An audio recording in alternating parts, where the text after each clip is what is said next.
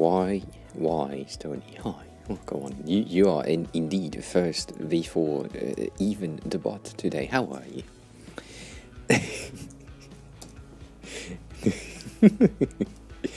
I was almost like counting seconds to make sure that the Discord messages were going through at the right time.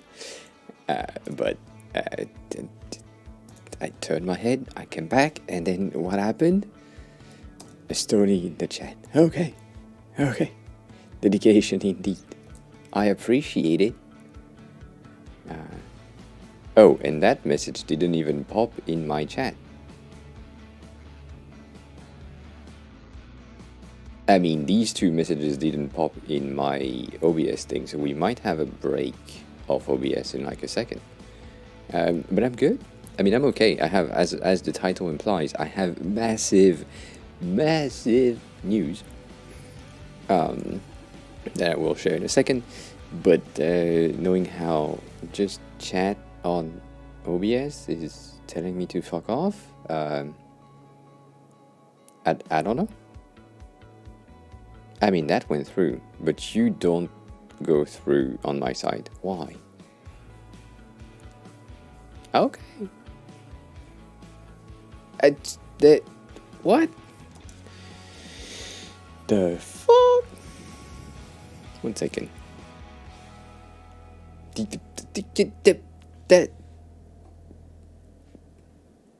I'm underexposed, as always.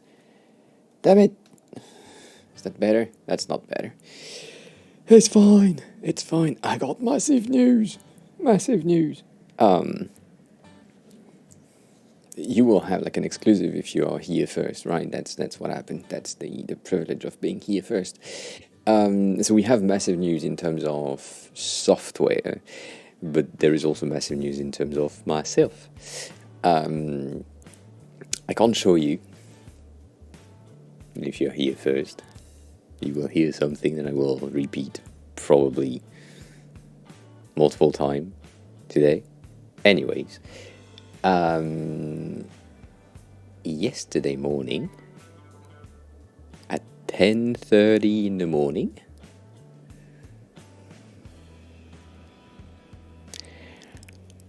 I got my titties pierced, and it hurts still. So you might see me twitch a bit, holding my TD, both of them. The left one is more hurt than the right one at the moment, and sometimes it contracts, and it hurts so bad. Not my teeth, my TDs. My TDs. Sorry. It's a bit weird. I had another thing in mind in terms of width, and I think right now it's like they are in shock, and they have been in shock for the past 2 days, and so they are like spread out, making sure that they are like healing properly. But I had like a memory of teeth piercing being on the nipples, not on the aureola type of thing, and we pierced a tad bit further down, so it hurt a bit more, but it's also wider. So I don't know if I like them as much as I thought I would, which is fine, right? I can always take them off and do them again, but I don't think I will do that. I did the thong a long time ago, and then I got rid of it, but I used to have it as well, and yeah, that it's like I have the healing process still printed in my fucking head. No, Beige, you arrived too late for the news. No, I see, Stony. I said I will have like a lot of people asking about the news. It's not really clickbait, but you know, Kat, hi, welcome on in. I got my TDs pierced. That's the main news on the me side. I mean, on the me side, and on the software side, which is this way for some reason. There are a ton of other news that we need to talk about right after we have a bit more people in there. Aiden, hi, thank you for the hydrate. How is you? So, TDs are hurting. Specifically, for some reason, the left one is hurting more than the right one. The right one hurt more when the needle went through, and the left one was fine. But then yesterday, the I got my TVs pierced. Yes. But then the right one hurted so much more yesterday, and now it's reversed. Like the left one is hurting, and earlier today, as a reflex, right? Because I'm still not used to it and it's still healing. I stretched, and when you stretch your arms, you stretch your pecs, and when you stretch your pecs, your nipples are stretching. And it hurts so bad. It hurts so bad. Oh. So that's one of the reasons why we don't have pull-ups today. Not happening. Not happening. I can't go to the gym because the next gym that I need to do is chest and back, and that's no, not yet. I can't. It's too hard right now. So yeah.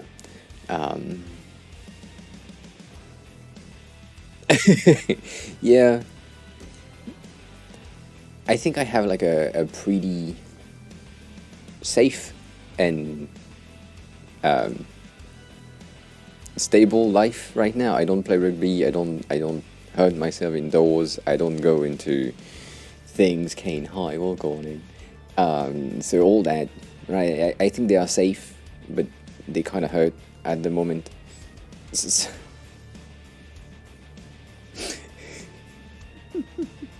Like, basically this morning, let me brace yourself. This morning I was in the bed, right? Of course, with the blanket and everything, all hot and toasty under the blanket. And then I woke up, so I took off the blanket, and my room is like at 18 degrees, which is a good temperature for sleeping. But then cold, and nipples are like, they have some reactions, and then I had contraction, and it hurt. It was a good wake up call as well. But I mean, as I said, like yesterday, basically, I woke up, I brushed my teeth, went to the piercer, destroy my nips, and then came back here. It's like that was my alarm.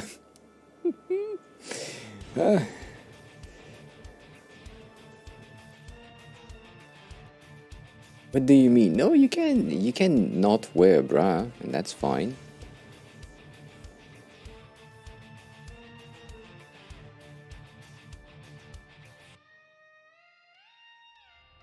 They should heal pretty fast, yeah. So weirdly enough, and that wasn't planned, but weirdly enough, the last 3 days, so Sunday, Monday, Tuesday, uh,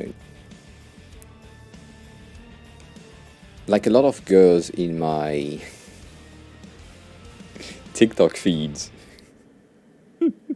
Ashley, hi, the audio is like breaking so bad, but that's just on my side, I think. But yeah, my TikTok feed was like girls after girls after girls after girls saying that their nips were fine after the piercing, as in they just did it and it was fine. And I mean, of course, I'm a guy, so I'm more sensitive in a way. Um, but I mean, it's fine. Second day is okay, as long as I don't stretch, I'm fine. So we good. And I wouldn't show them on stream. Not right now. There is blood. There is scab. Mm-mm. Mm-mm-mm. Not the time. Not the time. Another time, maybe. If we do like a... It's not against TOS. I mean, blood, yes.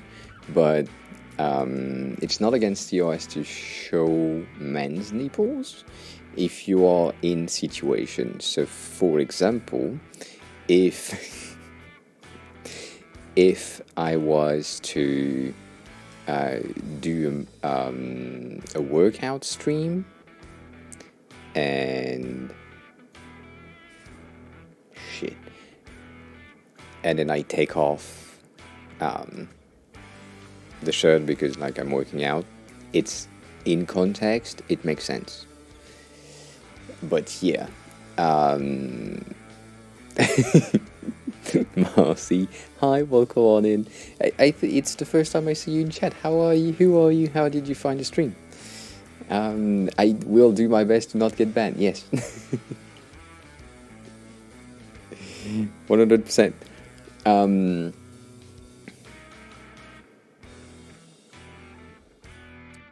Cat, I'm sorry about that.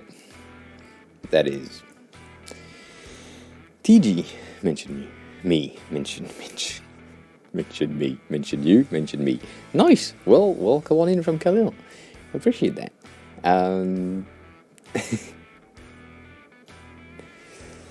Maybe I need to do workout on the streams, yes, but I can't. I mean, I just have the pull bar, which is not enough for me to do like a full round of workout, unless I get a TRX. If I get a TRX, then yes. If you don't know what a TRX is, it's basically slack lines with either handles or rings, wooden rings, and it just makes any movement way easier, but I don't think that thing will stay in place. So yeah, it's weird. Yeah, Finn. But Finn is, I mean,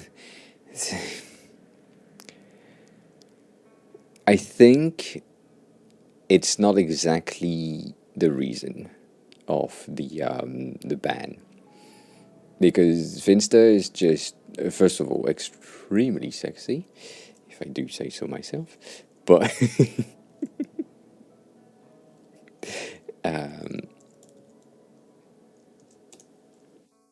right, let me see, 1 second.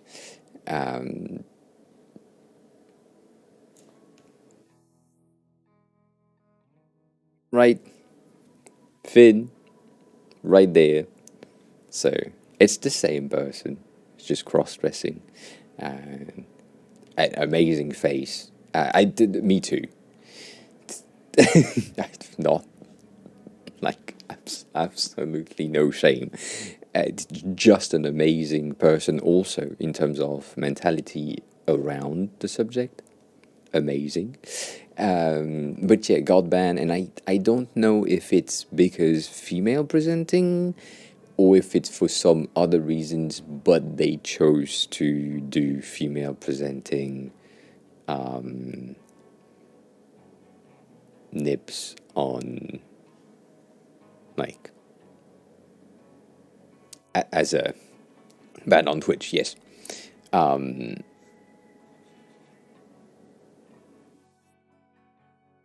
Anywho, there are other things on streams, as some words that have been banned on Twitch that they use on the regular, like simp, like all these things that have been banned from Twitch.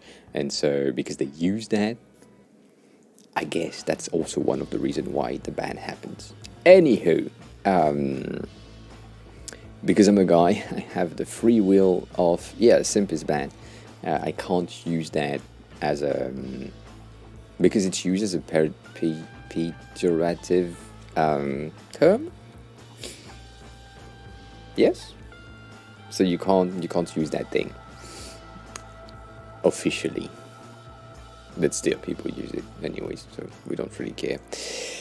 But yeah, so workout stream maybe if I get a TRX, potentially, but I don't know if that thing will stay on. And yeah, so that's the first news. I have the TDs that are hurting as much as they can. I bought some very cute, very, can that, Do I need to be an influencer? Yes, I do. There is two in there, but there is one that has like tiny spikes, and the other one is rose gold. The first one in the front, rose gold hammered thing, and then I have this one that is new, which has tiny onyx stones, which are very cute. There was another one that I was eyeing, but it's not. It was like a pointy thing up. It was too small. Whatever. So I have new jewelry on that, so that's cool. And then.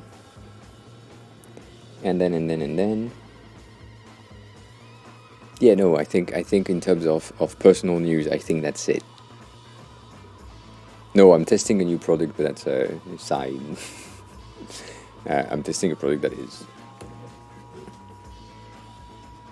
right there, but you can't see it because it's right behind the mic. It's it's a heel sleeve. It's a bit of a silicone thing that you put on your heel, on your feet, to protect them from shoes. Because last time that I didn't, I had blisters the size of my thumb on the back. So I bought that. It's weird. It makes. I mean, I have it directly on my skin, which is how it's supposed to be used right now. And I think tomorrow I'll try it on top of the socks just to see if it makes any difference. It's really weird to walk because it's a squishy material, so you are basically, even though you are inside of a shoe that is extremely like sturdy, you are walking on squishy things. So no, I don't have shoes in the house, just outside. But yeah, no, the walking outside felt so weird. So that's the. I guess that's the main thing. Yeah, I guess, right? So they are basically things that goes in the back of your feet, like that. I wear shoes in the house when I just receive them and they are brand new and I need to break them a bit, because it's easier to just like, they are brand new, so not dirty, all that. But yeah. Yes. Oh fuck! Oh, that hurt. Sorry, there was a bit of a. Oh. And also, I saw that my bank just took $350 from my bank account. I mean, not my bank account, but like I bought something for $350 and I forgot what it was. But something will come that I paid $350 for, and I forgot. Oh no, I didn't forgot. No, I forgot. Whatever. Something disappeared. It's okay. But first of all, we have big ass news other than the thing that I just said in terms of software. And so I was waiting for more people to be here, but now that we have some people here, let's do that. So there is this fucking thing that just popped in, which is called Galileo. It is an AI-powered Figma plugin that popped in some weeks ago, I'd say. Right now it's just a wait list, so I would recommend any designer that uses Figma to just click on the thing and register to potentially have a bit of a head start. But as you can see right now, they just type like a prompt of a settings page for user to edit their names, photo, numbers and password, and then you click generate and it creates another artboard in Figma, editable, all that directly in your Figma file without having to think about it, and that's pretty cool. So right, Stony, that's basically the same thing, but for Figma. And I don't exactly know how they trained it and did all the things that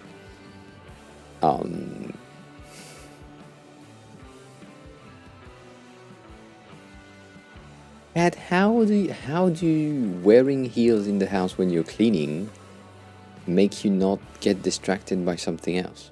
That's interesting. Um, oh yeah, also yes, wearing shoes in the house. That yeah, kinda. But yeah, this fucking thing is pretty interesting overall. It seems promising right now. But then at the same time, because right, as always, when you have something that pops in that has like a very interesting potential, there are other products in the making at the same time because people think the same thing at the same time, even though they don't discuss. And there is this thing that I will just let you enjoy the fucking loading of that website. This is a diagram new website called Genius. It is basically the same thing. It's an AI assistant inside of Figma. The way that they present it is as if there was like a secondary cursor on the Figma file. I don't know how good that is or how true that is, but the potential from the email that I received and from the presentation that we have here is kind of amazing. I don't remember if this website has been made with Framer. I think it probably is, but all the animation that you just saw right now was not on scroll. It's just like a kind of thing of video. There is no scroll on that page. However, all the other apps from Diagram are available in the dock, like the like the macOS dock.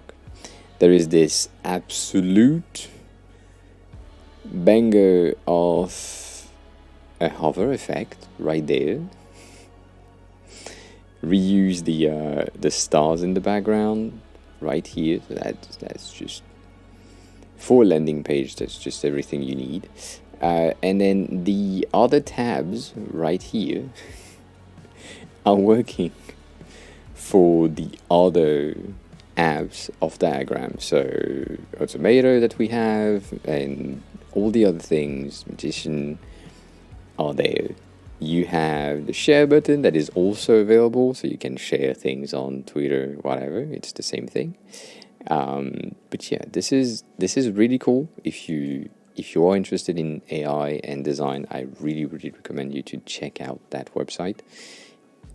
It seems like Diagram has been the most innovative cluster of people in the past 4 years, I guess. Jordan behind everything is just pumping ideas and innovations. So Magician that we talked about last time is basically not an icon generation, but it creates have good work session, cat. It creates, or it gives you the ability to create like icons using things like Midjourney to auto-generate icons that are based on prompts. So that's pretty interesting. Genius is the new one. Prototyper is giving you the ability to create some very neat prototypes with code if you have the ability to do code. Yeah, you can have multiple people at the same time. They are basically the I would say they are the tool that democratize the multi-cursor behavior. Most people, I mean, some other tools had it before, but the way that Figma did it is now the way that everyone is doing it. So sometimes when we are in the in the normal C file right here, we can see Stony pop in, and we can see his pointer like right there, right here. Code Sectarian, hi, welcome on in. I don't recognize your name, so if you want to say hi in chat, please feel free to do so. If you don't want to do that, please Stay lurking. I appreciate you lurking. But yeah, Figma is a you and you, yes. So how did you find the stream? And welcome on in. I want to know.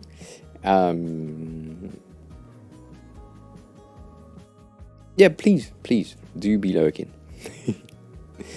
And yeah, so everything here is pretty good.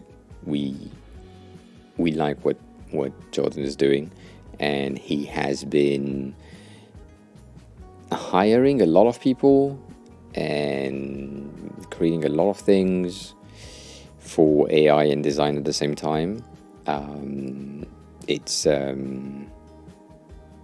am a lurker too. I mean, I'm a streamer, but when I'm in a stream, I'm usually a lurker too, so I understand the lurking mentality. So yeah, please, if at some point you have any questions but still lurking, feel free to ask. If you want to have some specific thing in mind, if you are a designer, if you are a developer, yeah, but happy lurking. Genie, yes, kinda. That is true. That is true. I hope you're good as well. Welcome on in.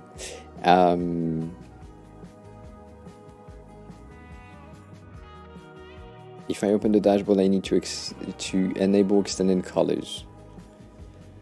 Why? What did you do? Okay, I will check that. So yeah, the big news, massive news is AI tools are just flourishing right now. A lot of people are just have had enough time. Please ask the question, Kane. Enough time to make something from the AI stuff that we have for the design community, and there is like a lot of discussion on Twitter that popped in the past week about the direction in which we are going and what designers are thinking about AI and designers, and will be replaced, what will be replaced, all that thing. My thoughts on that, because I kind of want to talk about this in a short-ish type of way. I think the AI of today will not be good enough to replace most of us.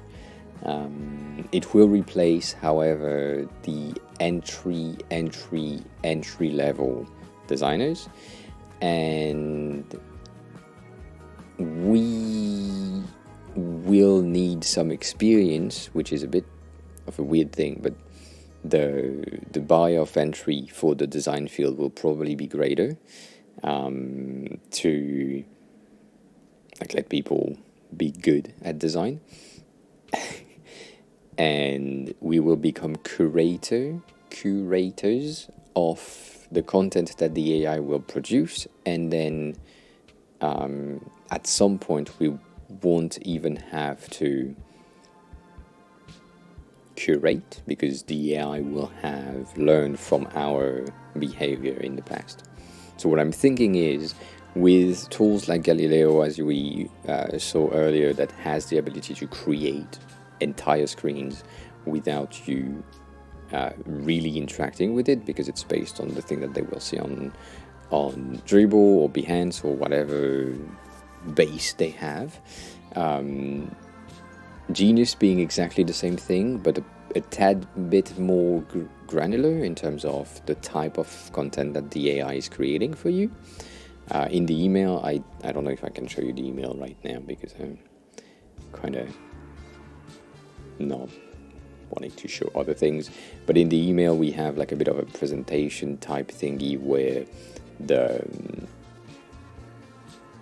thing is proposing buttons on the page, and then it just suggests things, and then you can activate, deactivate things. So that's pretty cool. I didn't know it works with the rest of the other options that they have worked on with Magician and all that. Link for Genius, yes, of course. I mean, I sent them in chat earlier, but is that, and these, Genius and Galileo, are the two that I kind of want to have. So these two, as I said, right, will have the ability to either enhance your current design or create entire page for you. And so if that happens, you become a curator, making sure that the thing that the AI is creating is aligned with what you want to have. So you don't lose your job, but you modify your job to just be noticing details, which is a very good thing for me because it's what I do when we do project review here. I'm basically doing like making sure that everything is aligned, making sure that everything is coherent, cohesive, with one singular design language across a project. And I guess in most of the use cases, these AIs will have that main issue of being able to do the screens based on the data set that they have, but then the data set that they have is not homogeneous. Yeah, homogeneous. So you will have dark mode, light mode, different things that don't work together. Maybe there is some stuff in flat design, some stuff in non-flat design, some stuff in between. And then the thing that they create will be a mixed match of everything. And so then you as a designer, you need to go back in and notice these tiny misalignment and make sure that everything works. So I guess not replaced yet, however, will be replaced soon, or at least will have job types evolved a lot in the next 5 years, I think. I think it will be entry level will be replaced by AI in the next 3 years, 3 to 5 years, knowing how fast things have been going in the past 3 years. So if you are new, don't get discouraged, just get specialized, which is, it could be a bit more complicated to achieve, but also will help you in the end to be like a specialist of that specific style, or a specialist of I don't know, something specific. Kane, about the buttons.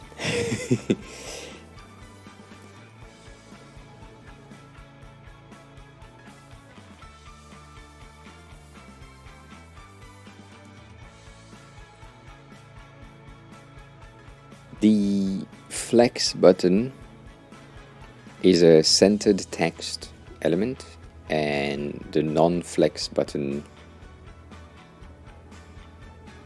is a proportionate button, but also you are probably in an ad right now.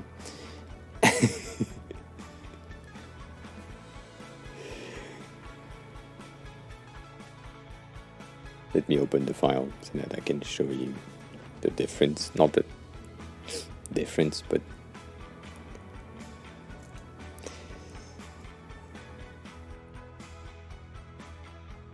so Kane is referring these two things. So we have like a text button and a flex button. The difference between these two is basically the resizing behavior. This one is hugging content, and this one is a fixed value. I could have made, and specifically this one is not an auto layout frame. I could have had the same behavior applied here, but the reason for this one being separated is because usually the flex one, you're using it at the bottom of a screen or at the bottom of a model that needs to be taking the entirety of the width of something, a form or like a model, something that needs like a full width button. Whereas this one, if I resize it by hand, I could have said it's a center thing and we have the exact same behavior. However, when you do that, it doesn't work with changing types. So this kind of works, and so it's mainly for that reason, for the reason of getting the exact same property in there to then, when used, you don't have to think about, oh shit, which type of alignment do I need to change this time. So now, from what I know and from the buttons that I've created, we could change everything to center. But yeah, Roglisi, hi, welcome on it. How are you? How was your day? So that's one of the reasons, right? It's basically, even though they are the same thing, right? If I type hello, it's take the size of hello, and if I type hello here, it doesn't. Even if it's like resetted, it's a fixed width. But usually I call them flex because they will be flexing.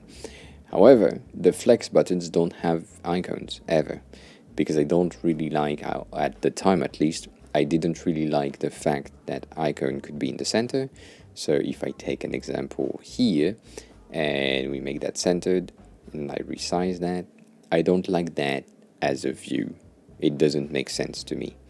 What at the time it didn't make sense. In the new version right here, we basically have exactly this. It's a flexible element, and it will always be centered, because the buttons are like a bit different, but whatever. Before times. These are from the before times. So that's the main difference here, and when you look at them, technically they are the same, but they are not exactly the same. Does that help? I mean, you said you supposed that, but yeah. I don't really have, I don't think I have like an example. Yeah, no, I don't, because I have these things that just makes no sense. Fuck. Sorry, got a strand of pain in the left titty. Make yourself poor in a second? Don't do that. I mean, I appreciate it, but don't do that.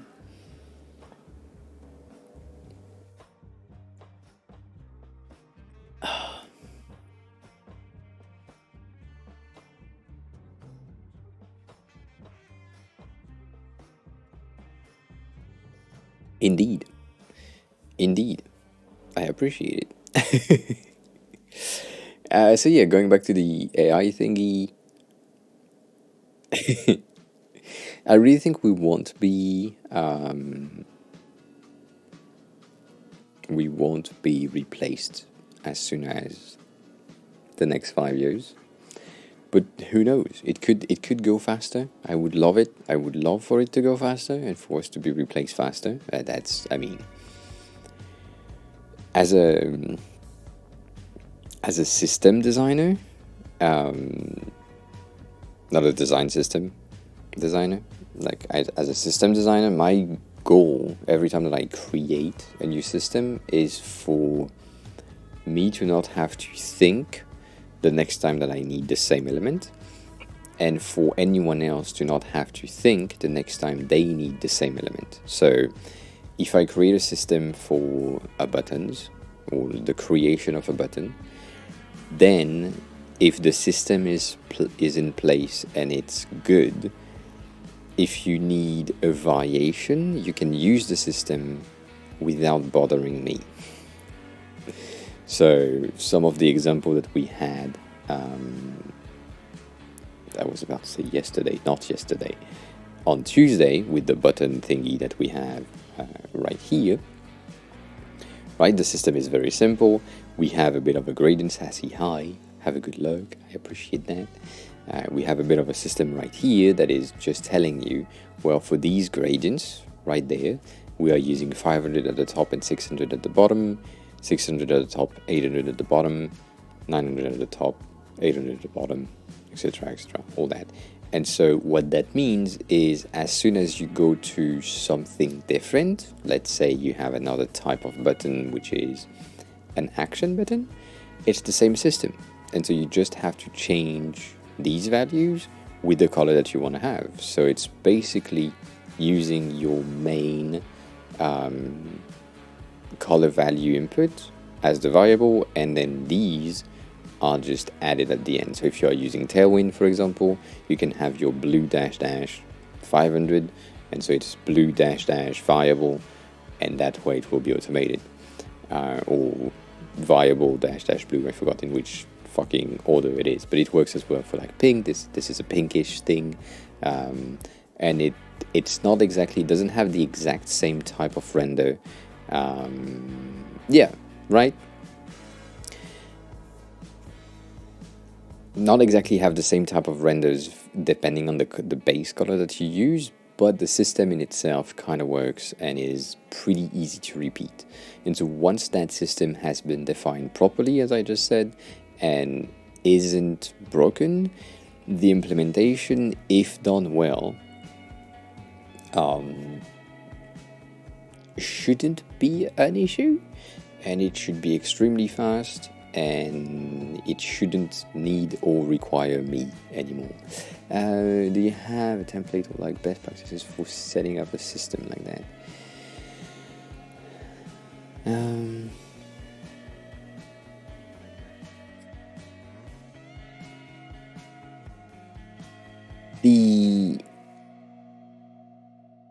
I don't have, so first of all, I don't have like a template or best practice on a readable format because I don't do that. But I have how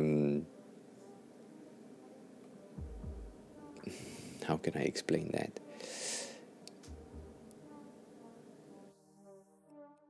If you want to make the system work, that's basically the question, right? If you want to create a system, first of all, and if you want the system to be successful, you need to make sure that it is repeatable with any options. So if you are on buttons, right, your goal is to create like a first set of button that works with your primary color, and then just check if another type of color works. If not, adjust with the new version and then impact the original with these adjustments. So let's say you were in a light button and you had like a 100 in the background and a 600 in the text, and in some colors it doesn't go through or it doesn't work, then maybe you need a 50 in the background and a 700 in the text in some specific color. So you take the most unpractical use case, and then you implement the thing on top of that. So what I do most of the time is I take my base, which, right, base is my main color for buttons. We're talking buttons. Once I have my buttons with the base behavior and the base system, I then try to see, and specifically here, right, that's what I did on this one. I try to see if the secondary one, which is the lighter one, works in a reverse option. If it does, I go into yellow because I know that yellow is just fucking up everything. And in the beginning, I didn't use the 600, I used the 500 for these, but the 500 right there doesn't pass the accessibility checkup. The contrast ratio wasn't good with the 500, so I needed to go on top of like one above to make sure that it was going through or passing the accessibility thing. I guess this one is at the limit, right? If I remember correctly. Yeah. 3.5 right here. Like it's really much the limit. And if I was on the previous version, right, which is the 500, it's at 2.3, which doesn't pass the contrast ratio checker thingy. So we use this one, and then the system worked. What do you mean? What makes you say that? If the contrast ratio doesn't pass, the plugins tells me if it goes or it doesn't go through. Oh no, yeah, yellow is just yellow and some types of greens are the colors that are just fucking annoying to master. If I explain, I showed that before. It's a bit more complicated on this one because I have reorganized them a bit, but in terms of luminance for these colors, so let's take just the color here. If you take a look at these shades of color, you will probably notice that the top half right here is kind of lighter than this in the middle, and the bottom here are also a bit lighter. And so basically there is like a wave that happens right there that is where the accessibility works best, and anything that is under, like on the right side, will go well with white, and everything that is on the left side, if you put white on it, the accessibility doesn't go through, and you need to have like a darker color on top of it. So that kind of wave thingy is visible on most of the colors. How can I say that? The color palette that you can see when you have like a lot of color representations. You can see that immediately. I don't know if this fucking file will load because it's huge, but we never know. We never know.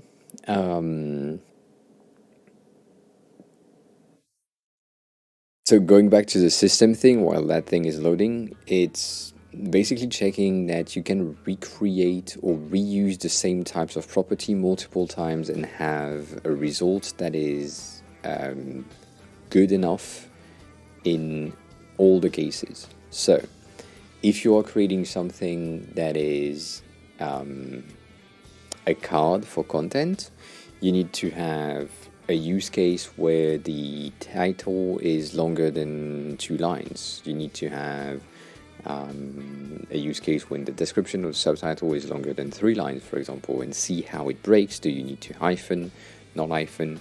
And then you create these rules of behavior for that component to make sure that whatever happened to the content that is thrown to it, the design will stay good.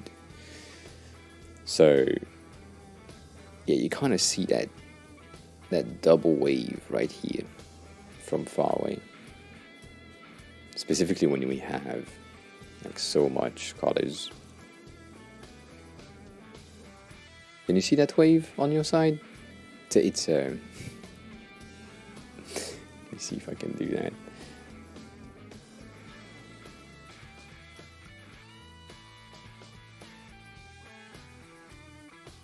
It's like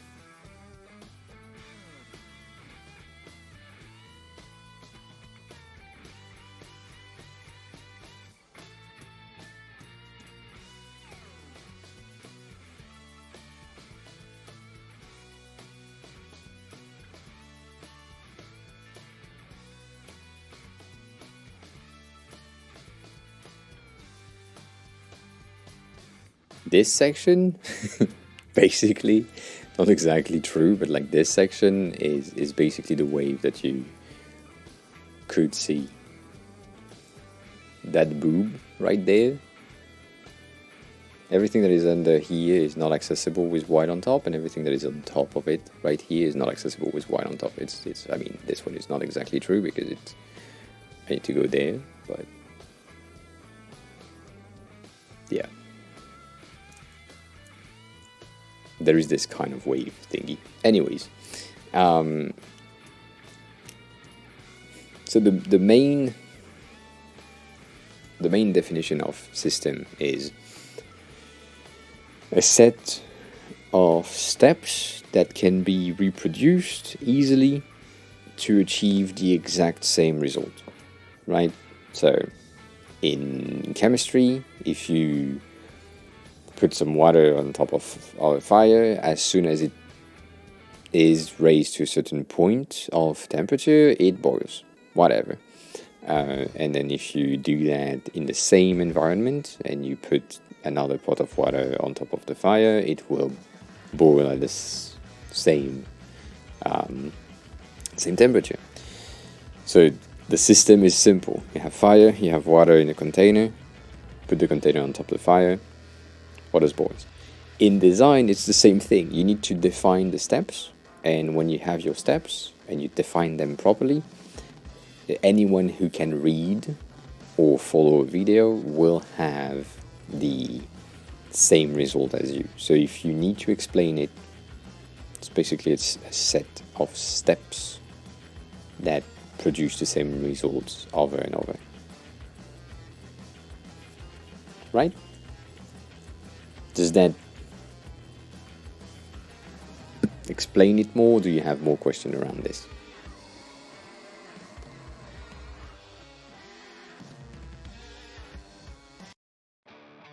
This song was wrong. So,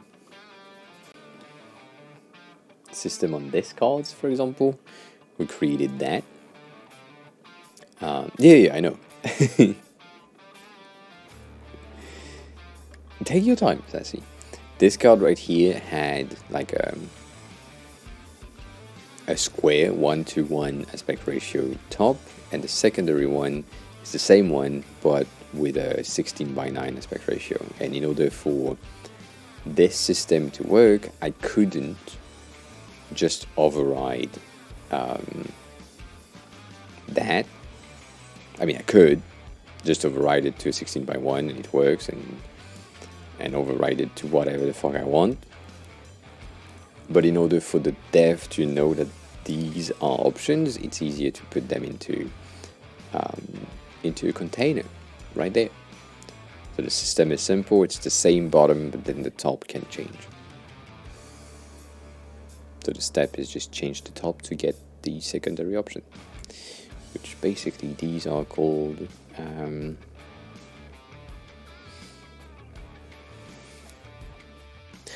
what is this thing? These were for collections and username, right? That's the thing. So these are item cards, kinda. This is user, and this is collection, but it's also other things.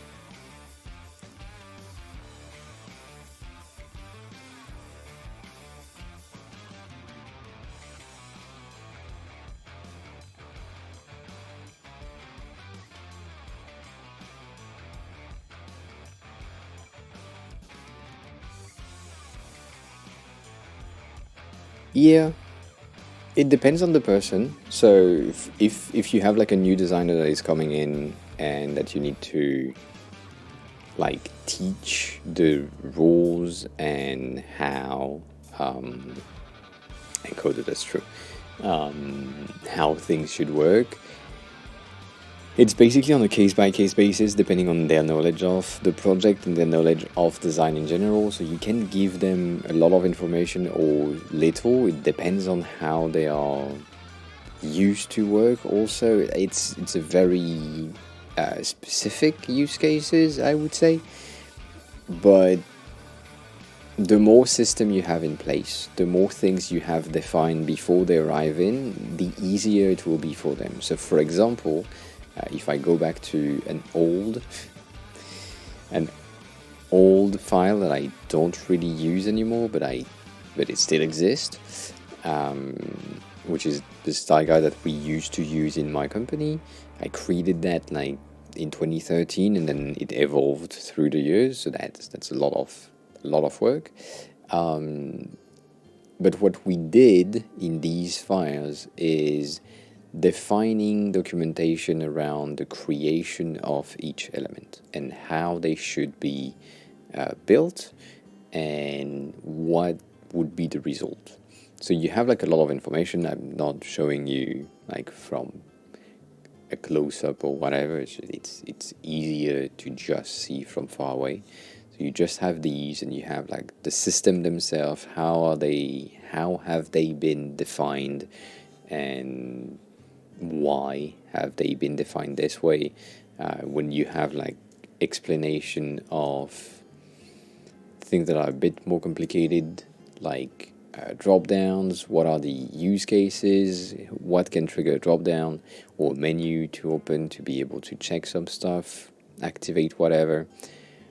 These needed to exist for the dev and the designers to understand and implement them properly. And so that makes a lot of sense when you arrive as a new designer and you're like, okay, I need to do a drop down item. That's the thing that I'm working on.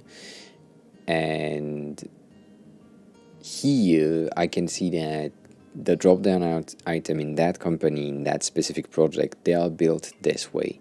The structure in them is like you have the label in the center, and then you have 6 at top and 8 on each side. Okay, that's cool. But then in some specific use cases, because we have a lot of different items inside of a dropdown, you have different values for the spacing, margin, padding. I always forgot which one it is. And right, it needed to be defined a bit more clearly. And so we had all of the options presented and explained in terms of spacing, alignment, behavior. And all that, right, was meant firstly for the new, firstly for the new designers. So any new designer that needs to understand how the things are built can come in. But technically speaking, for a designer, it's kind of useless because you are supposed to use the style guide and the components that already have been created to do the design that you are working on. So unless you are unlinking component, which we don't recommend, you are not supposed to read. You're not supposed to read. You are supposed to read them, but not exactly make a huge difference because they have already been made for you, right? That makes sense. However, for the devs, when they arrive in for the first time and they see the documentation and they see, oh, okay, so rather than going in and having to click on something and check, oh, okay, so the space is 8, 6, and then we have 32 on this side. Okay, cool. And then seeing that the spacing is 8, 8 around this one. Okay, right, all that. TD, hi, welcome on in. Yes, massive news. All that, right, is just on the side. And they can just go in, and rather than having to pick and point and check all the options, everything is written for them. What happened on my side is it started before the documentation was finished, so there were things that just were not implemented the right way. That's my fault thing, because I said, yes, just implement that. You'll have the documentation later, and then it didn't come for like 7 months. So, but yeah, documentation is really important. TD news on myself. I have my. I got a tattoo like 2 weeks ago, and I got my TDs pierced yesterday. So there is like a lot of tiny change physically in the past week. These are the news, and then in the world of apps and software, there is like a lot of AI for designers that is coming up. That is really interesting and exciting. These are the news. It sounds painful. No, it doesn't sound painful, but it is painful.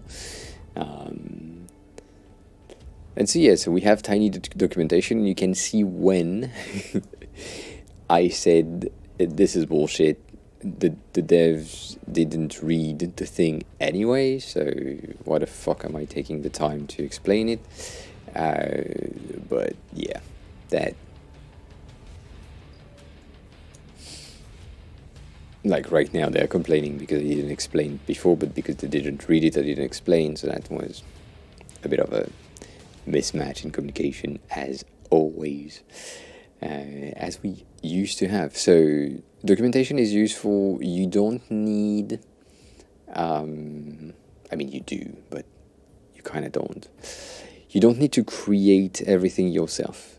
Remember that if you are using Figma, there is something called the community right there, and in the community you can find and look for design system, even though I hate that they call that design system. But if you look for design system, you will probably find files that already have some documentation in them that are good, and that are free-ish. There is like a lot of options that I know in there that are like good. Let me see if that product has their page. It's a product that has a lot of them that are really, really cool. And cool, they have the material unit now. This one is, as always, a paid option, so you can get the full license if you pay for it, but if you don't pay for it, you get access to the entirety of their system, and some of the pages will have things transformed into images most of the time. So that's pretty cool.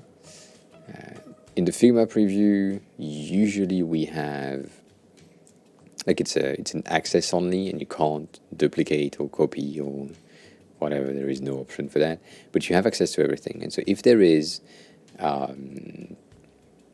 something like explanation, documentation in these things, which is usually the case, either at the top of the banner that explain things, or annotations, you can copy paste that. That's usually what I do. And then if you buy like a very huge UI kit that has the documentation already made for you, that's just a jump in time. You don't need to create it. Mine came from a tool that used to exist but now is dead. That is was called UX Power Tools, and it used to be a huge UI kit, which is the base of the one that I showed you just earlier, that had all the documentations, and it's somewhere, like, we had like a lot of shit. Everything is free now. Everything is in Sketch, if I remember correctly, and so if you wanted to, you could combine like this plus this plus this plus the navigation plus the models and all that. And then here, this one is a tutorial for system models, so you can follow that and you get the entire tutorial for creating system models. That's interesting. Let me paste that for you. Even though it's a Sketch resource, it will be good for anyone who needs to get into UX and thinking. So yeah.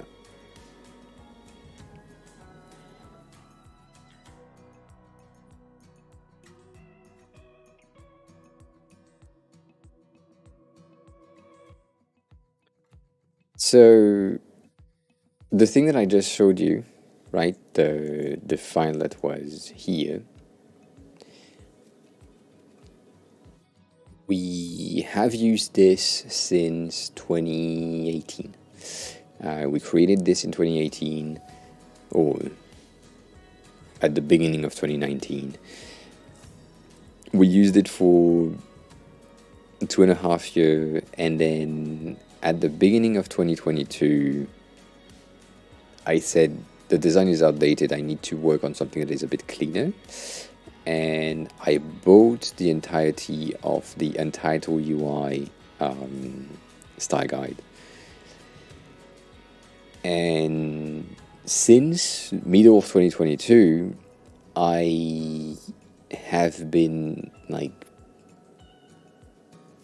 reformatting, kinda aligning these with my needs. And so there has been like a lot of changes, making sure that like the amount of buttons that are here, that were here, we didn't need everything, so I just got rid of a lot of them. And then now I'm creating like a bit of a more physical element because it's making a comeback. So that's just, I kind of want to be at the fence of the comeback, but some of the dev are not extremely happy with that, but that's a detail. But I've been changing and swapping the library from this one to these three right here. And it has taken a lot of time, and it also gave me the opportunity of cleaning up the file. So if I show you the original file that we used to work on,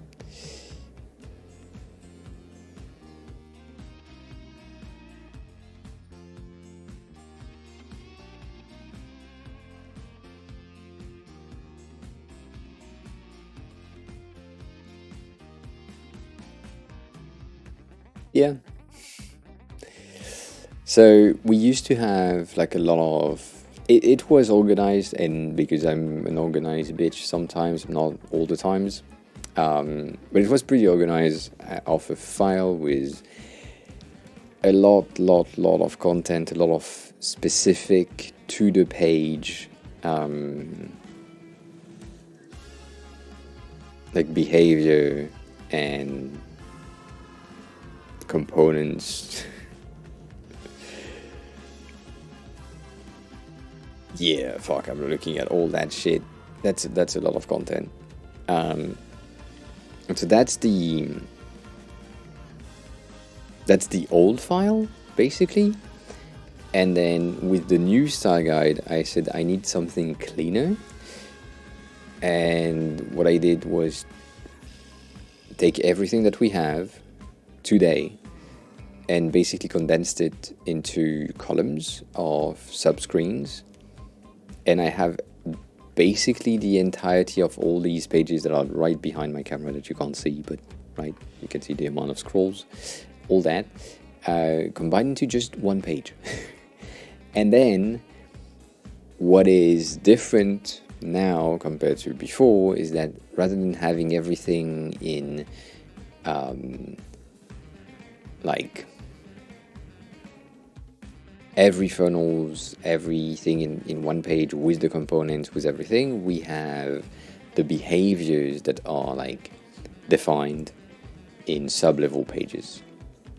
And that way the dev or whoever needs to understand how something is working can just go into the funnels and say, oh, okay, so you have these steps, that works, that's it. And how these are made is just, this is one component, and then this is a component with a bit of transformation, but it's the same fucking thing, it's the same fucking thing, and it's the same fucking thing here. And that way, if I make a change in the main one, which is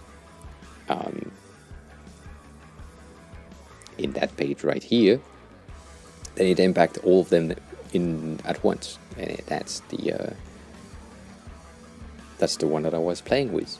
So I just removed all of these things that are useless, and then I did the empty version and the states in between, and we were good, right? So it's a change of behavior for me in terms of working, and it's a change of behavior for the devs as well, because they have more of a not an experiment, but they have more of a step-by-step thing. Your file is very organized, to be honest.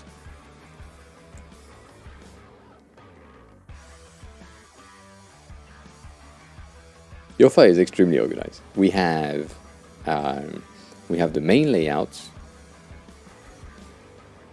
right? And then we have everything around the main layout.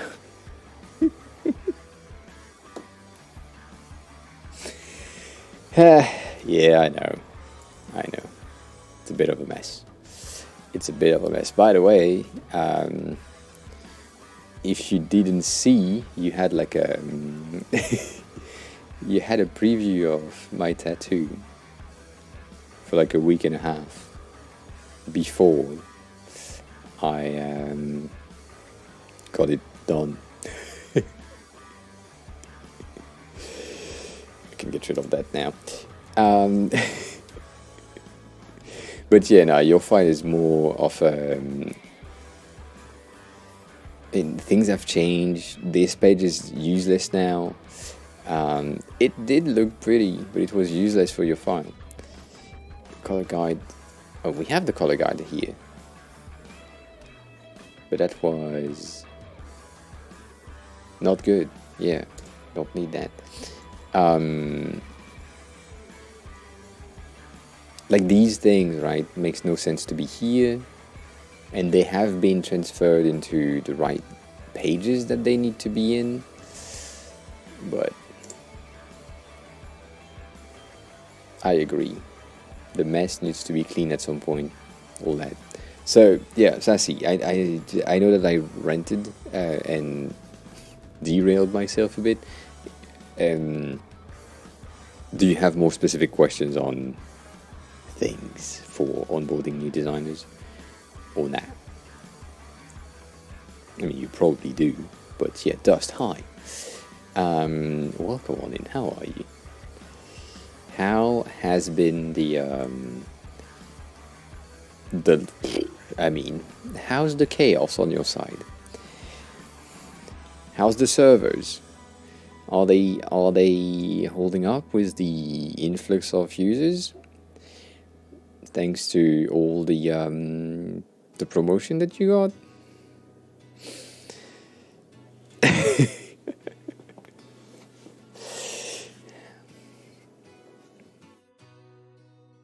Oh yeah, please scream at me as soon as you need more.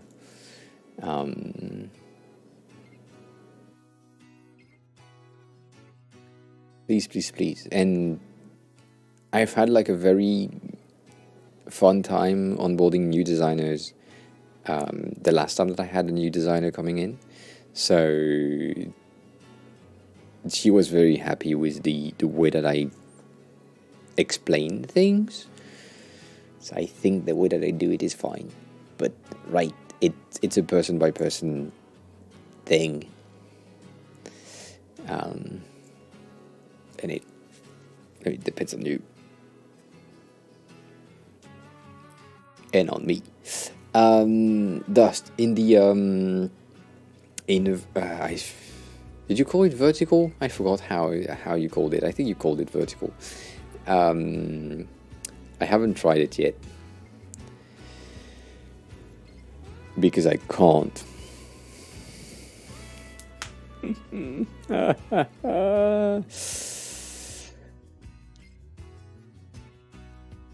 I can't use it. And I'm sad about it.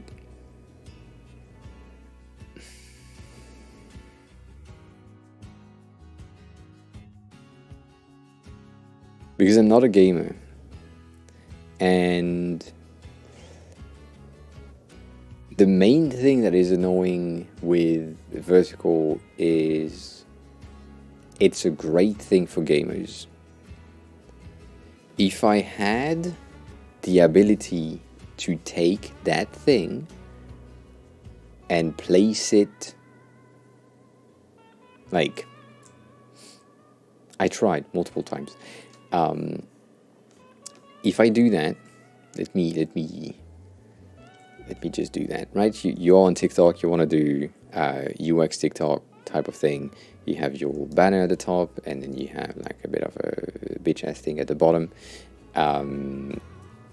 If I get a 16 by 9 screen, which is what I'm recording right now, it's this. However, at this size, if I wanted to showcase Figma, The column on the right side or left side would be basically that, and we would have like a bit of a thing right there. I don't know if for you as well the audio is glitching, or if it's just me. I hope it's just me, because it's fucking hard on my ears. Right, so this is basically it, and then let's say I have like a cyan thing that is my camera. That's basically the Canva on vertical. The thing is with FPS gaming and most games, the center of the screen is where the action is happening, specifically on FPS. Like if I'm playing Apex, it makes a lot of sense to just have the gameplay in almost full screen and just my face at the bottom or at the top, whichever place I want it to be, as a recording option. But I cannot, because I'm moving around, and if I'm showing something here, I basically need to take that section that I have right there, and the entirety of this needs to zoom in and follow the pointer. So if there is an option at some point to get cursor follow options, then yes. I know that there is like a plugin, it might have been Exeldro as well, as always, but maybe not. But there is like an option in OBS to have a zoom on screen, and then it follows your cursor around, right? If I get that, then potentially that works. But because I don't, it doesn't. So unless or until there is like a pointer following option, I can't use it. Mainly because you can't fucking read shit.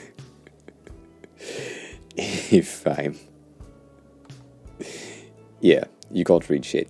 However, that's something that I didn't show anyone yet, but let's start this thing. Let me just do that, right? So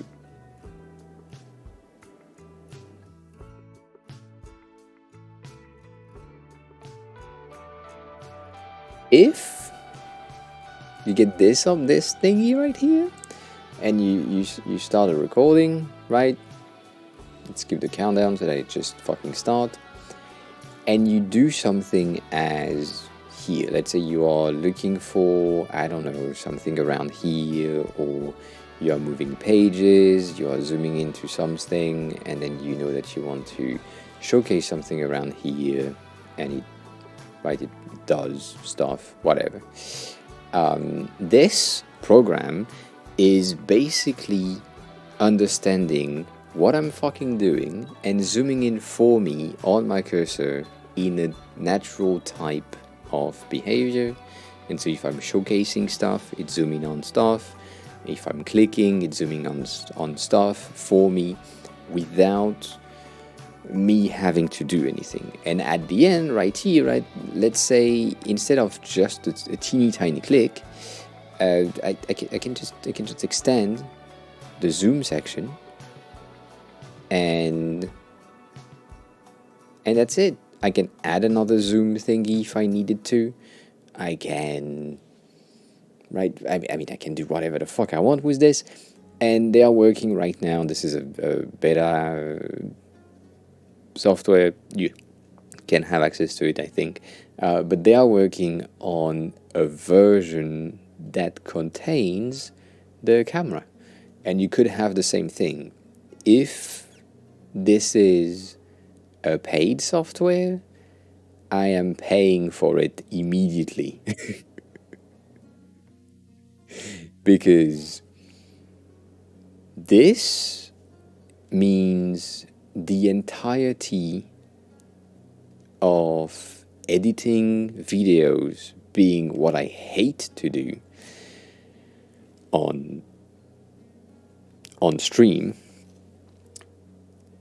like recording a YouTube video of a tutorial on Figma implies recording my screen, recording camera, getting OBS started, and then going into the editing, making sure that I get rid of the ums, of the things, that I zoom on the right space when I need to, when I move to my face in full screen, not in full screen, whatever. This thing basically will understand if I'm not moving the mouse and I'm just speaking, it puts my fucking face bigger. If I'm moving the mouse and clicking somewhere, it zoom on the specific thing. If I'm opening a menu, it understands that and it zoomed in. And so this behavior is just amazing. I can have this as the rough cut, so I'm recording the entire thing, it zooms in, it zoom out, whatever, and then I put that recording into Descript, which is doing a text-based editing, removing all the ums, and then I can add like a music in the background. If that happens, if that is available, I am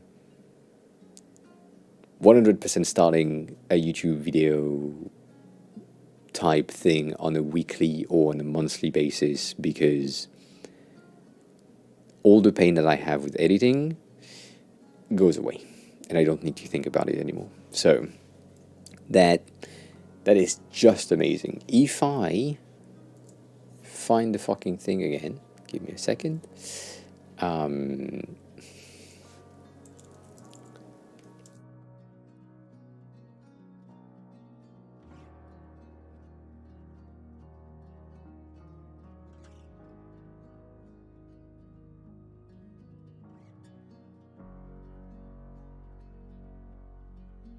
Where the fuck is that thing?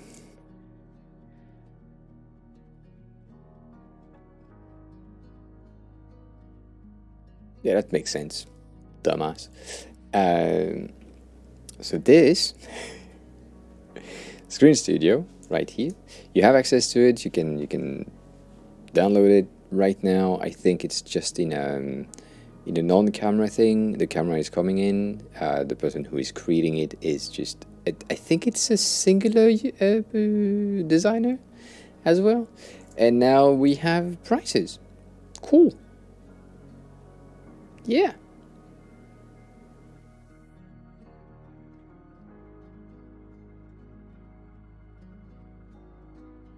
I mean, that's very cheap for what it is. So I'm waiting for the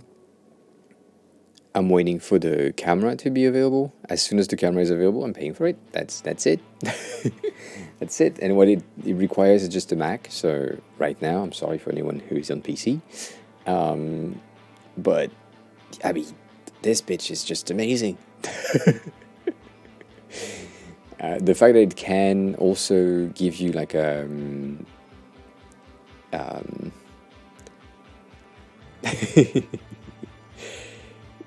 can change the aspect ratio of the video that you're creating or recording. So if you wanted to record something that is more of a mobile preview, you could as well, and it will do the same thing. It looks amazing, and I do love the fact that these types of software are coming in. It means that the barrier of entry for video creation is going down, meaning that more people will be able to get access to this. As always, not everyone has access to the knowledge base that you have access to, so that's why I'm sharing it on stream.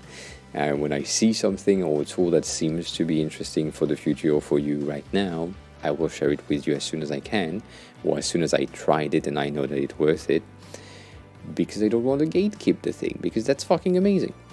So yeah. Please go check Screen Studio. It's pretty cool, and it's a very simple thing. Yeah, I think it's just that person. If you want to see the previews of what's going to come in, I think that's the user. I mean, no, I don't think that's the user that is doing it, and we have some previews with the camera already on their Twitter, and And yeah,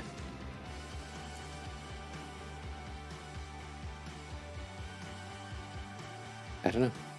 Seems like amazing. Um,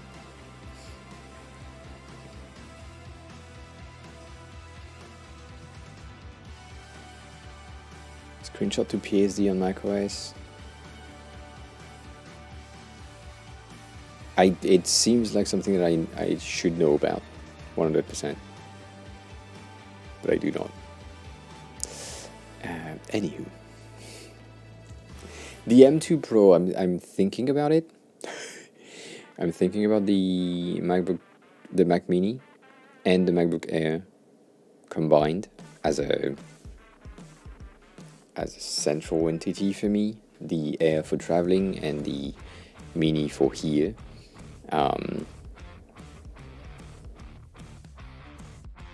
Yeah, and it's so cheap as well. I mean, so cheap. Mac related, still, like even the entry level Mac Mini, if you already have like a keyboard and a screen and a mouse that is like Mac related, it's fucking cheap. I'm impressed. So yeah, that's just we are so close to 6,000. Fucks, damn it. Yeah.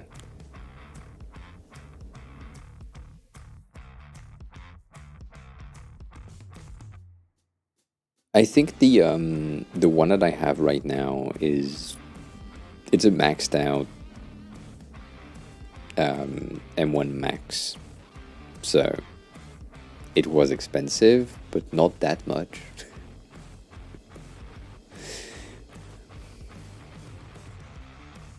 Yeah.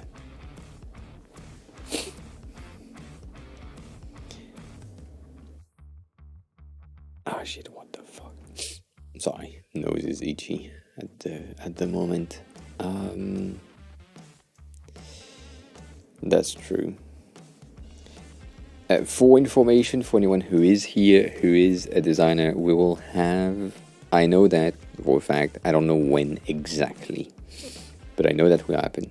We will have a series of going back to spline design. If you remember what it is a web-based 3D editor, and we will also go back with another series of discovering Framer, because Framer is important to learn right now. So similarly to the series of like a week and a half that we did a year and a half ago of Webflow, we'll do the same on Framer and on Spline soon-ish. The reason for the soon-ish is the fat amount of unavailability that I will have next week. So I don't know, as I said, right? I said that last time, but I reiterate, I don't know how much streams we will have in the next. I mean, I don't know how much streams we will have this month, first of all, and I don't know how much stream we will have the ability to have in March either. It's a bit of a weird situation right now. So, as a recap, right, we have things happening next week. I have a friend coming over in Paris. That doesn't mean that I will be with them every night, but we never know. And if that's the case, then streams will have an impact. I'm going to Italy on the 24th, so the Friday 24th there will be no stream. I'm coming back on Sunday, so we have a stream on Monday, no issue. However, it's the end of February, and then 2.5 weeks later, I should take a plane to Japan. I need to buy the tickets for that, but right, that's the thing. When I go back, I'm not, because of the situation. If you know, you know. If you don't know, it's fine. Because of the situation, I'm not staying that long there. I will probably stay 2 weeks to a month. And I'm not thinking about taking everything there in terms of streaming equipment. Unless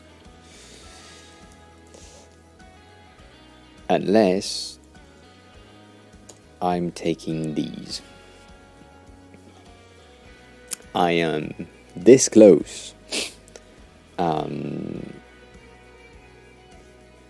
This close to reinvest in that.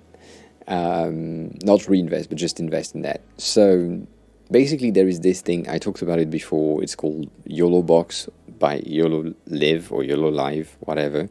It's a micro Android tablet mint meant to be as powerful as a streaming PC. It is limited in its capabilities. It's a tad expensive in the one that I need to get, but I can even stream to your server with it. I can stream directly to Twitch. I can just pop like a SIM card in there to just get Wi-Fi or like coverage in 4G everywhere. It's a very cool option. However, there is like a lot of options. The YOLO Box Basic, which is this one, is costing around 1K, which is a tad expensive, and also it's the oldest version that they have, so it's not as good. The Pro is 1.3K, so it's as much as a fucking Mac, so yeah, I'm thinking about it. One of the reasons why I need, I don't know if they have like a bit of a compare right there. One of the reason is the video inputs. I need more than one, right?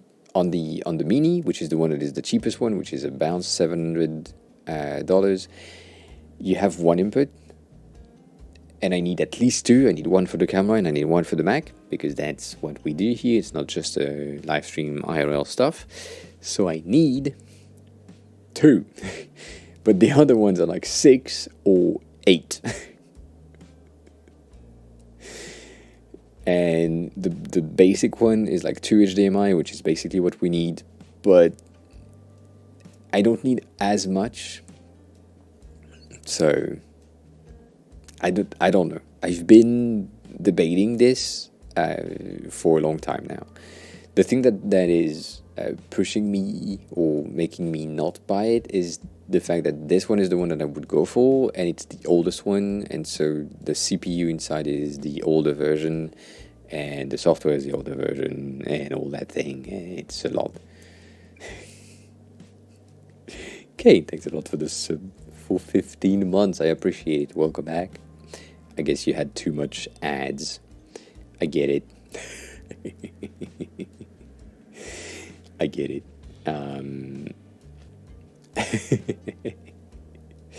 But yeah, so there is like a lot of new product that happened. There is this one that is pretty interesting.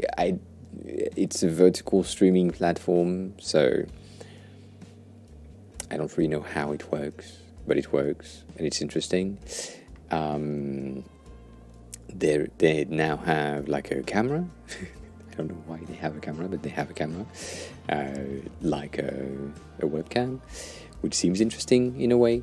But yeah, so there is a lot of things in these that I'm questioning in getting, and they have now a new platform that is basically streaming to their server, and then the server streaming to Twitch or whichever thing, so that you don't have downtime, right? If your stream crashes, it goes into a BRB screen. If the network is bad, it goes into the BRB screen. All that things are pretty cool, but that's also like you need to pay for that, so that's an expensive type of thing. Anyways, all that thing, still thinking about it. If I buy that, I can potentially do streams, but this Mac is expensive first, but heavy, And I don't know if I want to bring the Mac and the tablet and the camera and everything. It starts to add up if I just go for 2 weeks.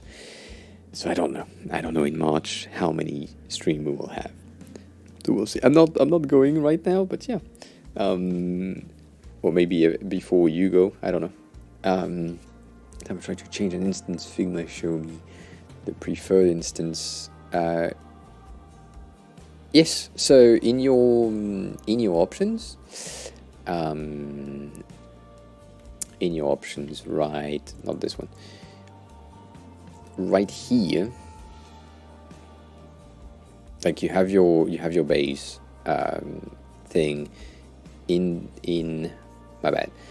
In your variant group, you have the content type, which is that section here. In the settings, you have the preferred value. If you if you remove all of these, it will give you the based default. But if you have your preferred value because you know that you want specific things, like right here on that specific block, I know that I want these 9 options, and that way when I'm here and I have my content type, I have my preferred values right there, and I don't need to think about it. It's easier to just have that. But yeah, it's on the variant group level in the settings. Get rid of all that, and you're good.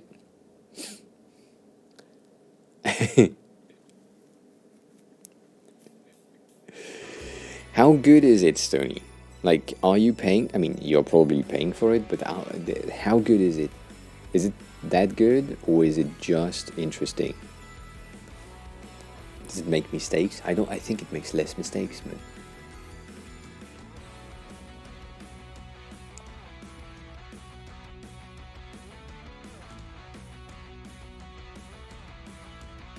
good. Yeah.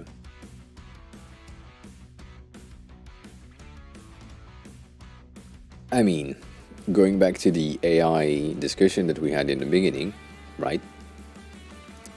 These are really good tools that helps you when you know what you're doing. So going back to the design related AIs, someone who doesn't know design will see something that looks good, but maybe it's not aligned, maybe it's not properly built, maybe the contrast ratio is not good enough, maybe the accessibility is bad, maybe the states are not made properly, and unless you know your craft,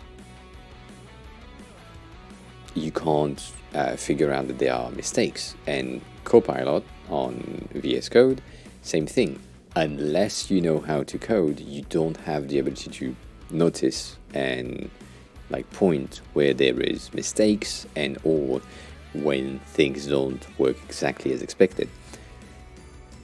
It's less of an issue on Copilot, it's more of an issue on ChatGPT, because ChatGPT is not meant for code only, it's more meant for text and research. But Copilot is and will make mistakes at some point, for sure.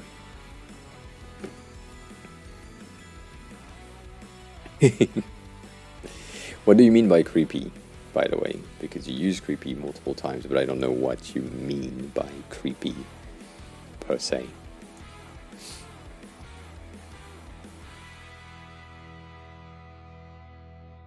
Oh, it just knows. Yeah. I mean, isn't that what we want?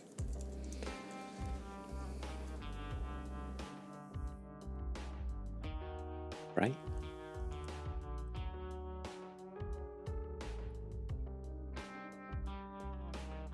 It's part of the thing that I always said specifically in code editors, like in IDE. I do not understand why, when you write code and the IDE is telling you there are issues on line number X, I know what the issue is, but I don't fix it for you because I don't know exactly what you want. But if it's like you missed a semicolon at the end of the line, and I know that as the IDE, but I'm just telling you there is a mistake here. That pisses me off. That is such a stupid thing. It makes absolutely no sense to me to, like, the fucking computer knows exactly where the issue is. But unless you have Prettier or whichever plugins that you need to add on top of that, like Copilot, it won't fix the issue for you, even though it knows exactly the issue when it's a simple issue. When it's something like, I don't know, you're doing some Python scripts, yes, there is something that doesn't compile or compute, fine. And depending on my knowledge as the computer, maybe the entirety of the sentence is good, but you made a mistake in the variable, or you made a mistake on the ping that you are sending, whatever. And I don't know that. I can't know that as the computer. But that makes sense, right? You can't fix everything. But for fucking HTML and CSS issues,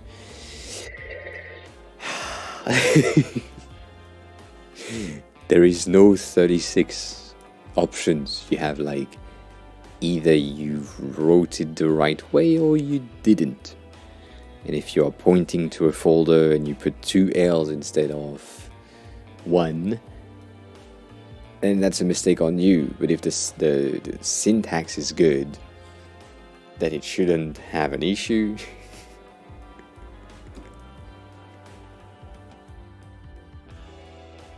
But but if the syntax is not good, then it should re-syntax the thing. Figma 3D High. I tried to read that. Domnure? That is,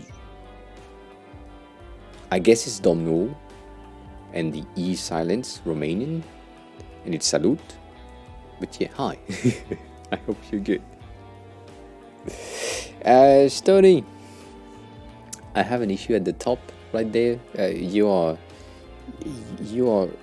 cropping the top by like 3 or 4 pixels. It's just shit. Extended. Alright, what you want? What you want with extended?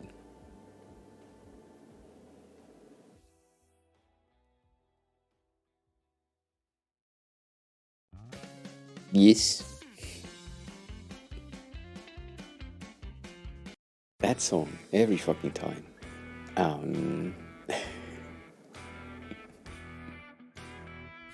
We are so close.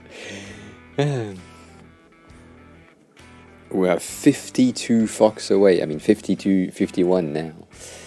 51 away from 6,000. Damn. I don't know what is supposed to be loading. Something's supposed to be loading.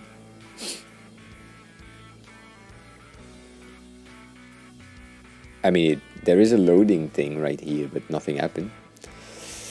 I guess it's the performance thingy, right? That's what you did.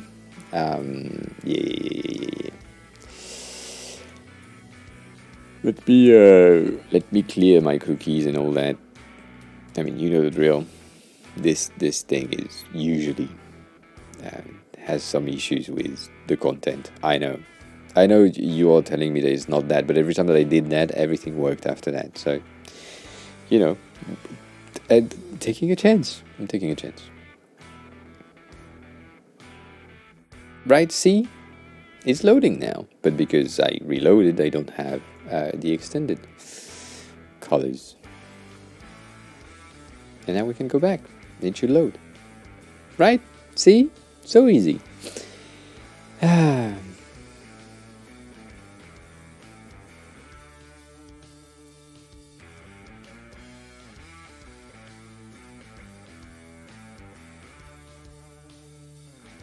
That is such a waste of space.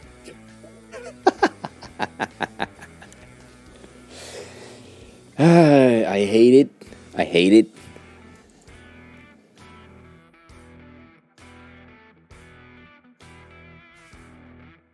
It makes no sense to me, but I'm not the target audience for that. So, I'ma shut up. But I hate it. What did we do?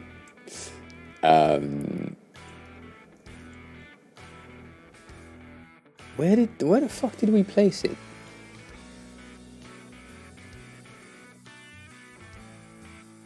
Placed it somewhere. Oh yeah, right there. Oh yeah, no, you did good. You did good. 59.50. Yeah, I hate it, but that's because of the color. Let me check without the extended colors, just in case. I'm not saying that I will just keep that, but you know, just in case. Yeah, I still hate it. It's worse. It is worse. I guess you didn't do what I did here. Yeah. No, the color. I think the main issue for me is the fact that the background is not black. So if you change the background to black, that might make the thing more visible. Yes, I am. I am for now. I'm not in Paris soon, but yes, for now in Paris. Right, same color as this in these things. However, did you reuse the progress bar from the player? No, the other way.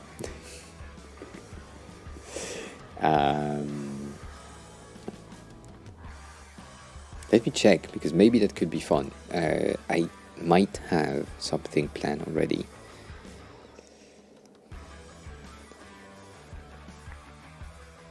Yes, I do.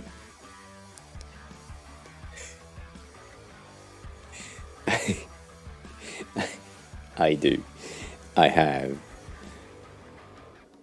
my hair appointment, and that takes the fucking day.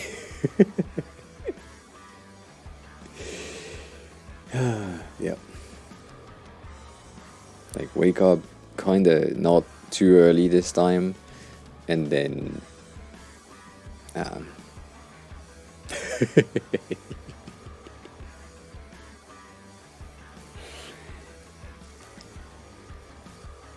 where are you staying in Paris usually? Yeah, that's better, Sony. It's more visible. You can see more of the lines with that contrast with the background, I think. Far away. In Nogent-sur-Marne. Very, very French. Very French. So yeah, so that's the contrast is way better here. I prefer that. So let me check with extended colors if that changes anything to me, for me, whatever. Nice.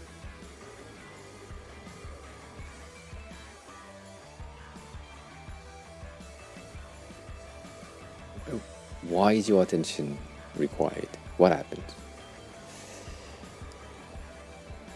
That's a bit better. That's a bit better. Yes. Yes. I like that more. Yeah. Me too. We can speak French. um,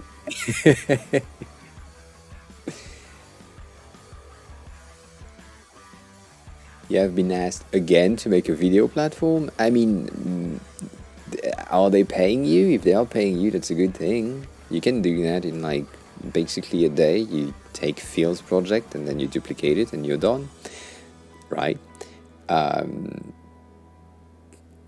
Because you've made this one. I think you should get rid of colors, but yeah, it also really depends on the CPU that you have. So specifically for Stony being like on the 16 core with 32 threads, there is a lot of shit right here.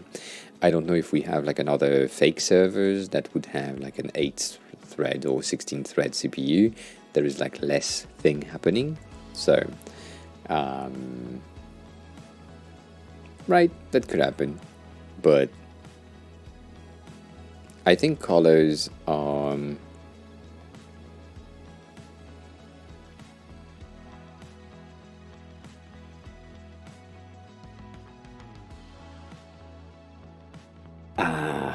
give me a second. I need to open something and see if that's better. It is better.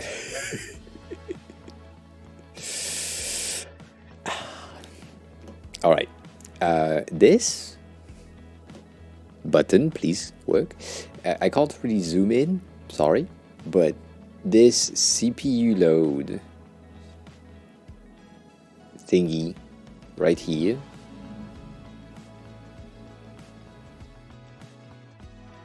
I think is better.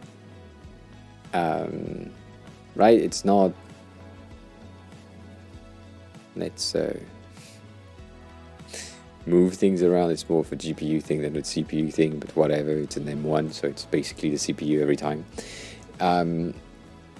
But this behavior over time, rather than a live thing every time that one thread is like at 90%, like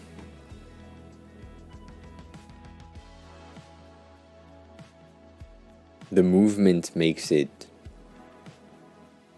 bad. And if you, as I said, right, if you just keep these two things at the top with CPU usage and memory usage, right, that kind of makes sense. And then having what I said in the first place, but you said now expand it, but having the option to extend that section and not having it that way as a start, that's better, but that creates a viable height content, which is not exactly cool, or like it's a bit annoying to create. I know, it's fine. I don't think that makes any sense to me, at least. And specifically, from what I'm seeing is like sometimes you have a lot of them in red, and the CPU usage is like at 8%. So almost like it's not related, because I don't see anything that is under. I mean, I just saw one that was at 1%, but like if you take the median in between the 1% and the 97% that I just saw, it's not 8%. So either there is an issue here and your CPU is like used at 90%, or this is too much. I don't really know how that works. Anywho, I think the movement, and that's something that we don't recommend in UI most of the time, the rapid movement is not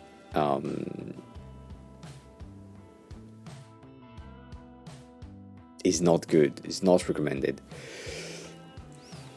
So let's see. You know what? Maybe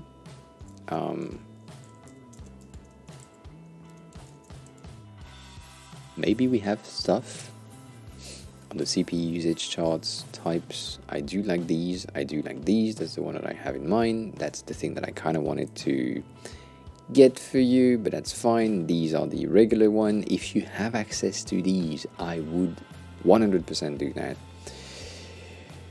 More than what you have right now.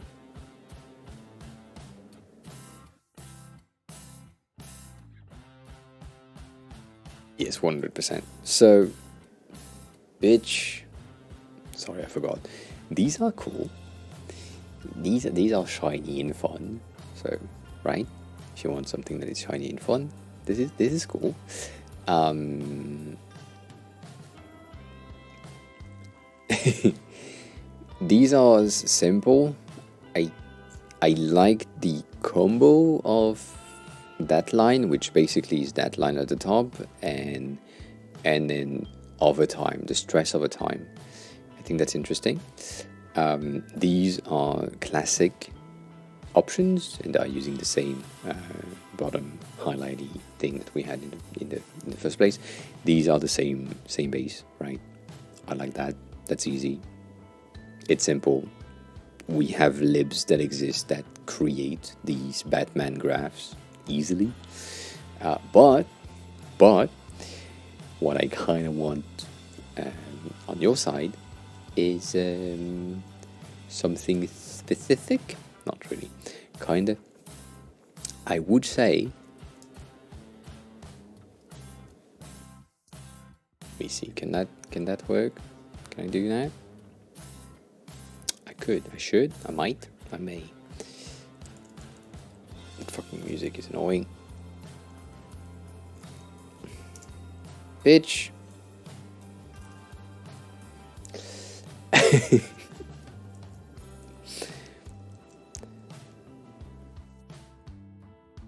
Let me see. So this, I forgot if it's in the application or somewhere else.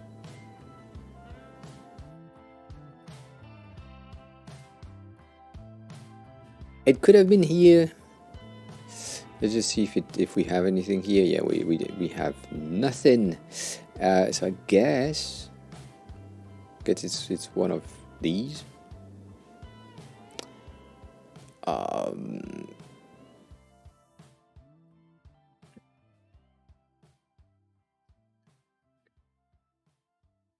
I'm a dumbass. It's right in front of my fucking face.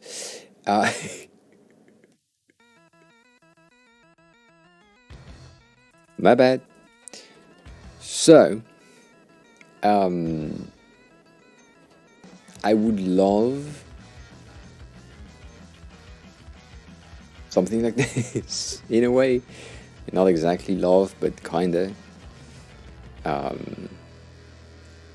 Where you have overtime. I mean, basically what I have here, right? I have RAM and CPU at the same time in the same charts. I wish we could have like a bit of a fatter thing, but I don't think I can, or I kind of can. I didn't know I could do that. But yeah, something like that. Something like this. That is not as fast, maybe, right?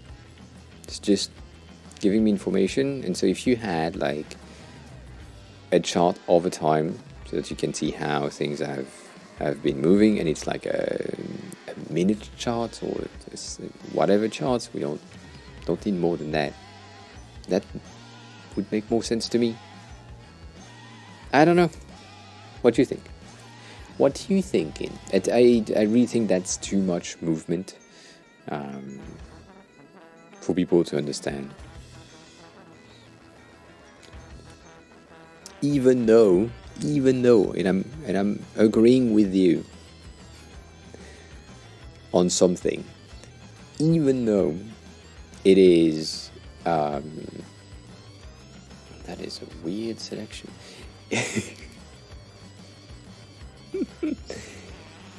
This platform is made for power users, and so power user will have the need for such data and such informations. I would still recommend you to not have that this way, and so potentially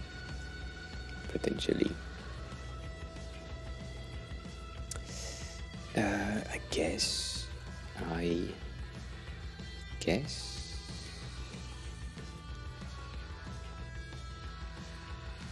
this thing is killing me.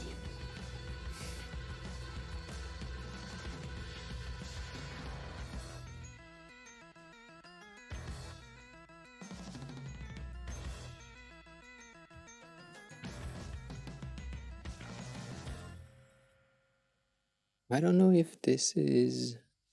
Ah, maybe. What, 016? 08, I guess. Better. Um,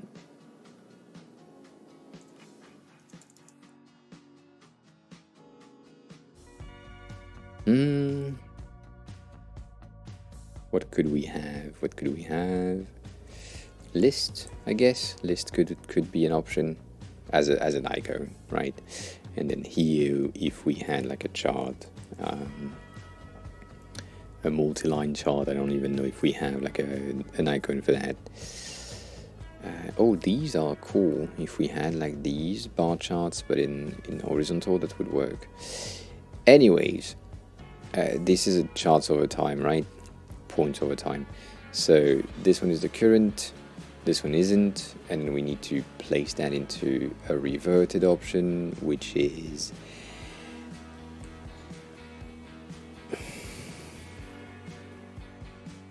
I will kill people again. What happened there? You all loaded. What's your issue right there? What the fuck?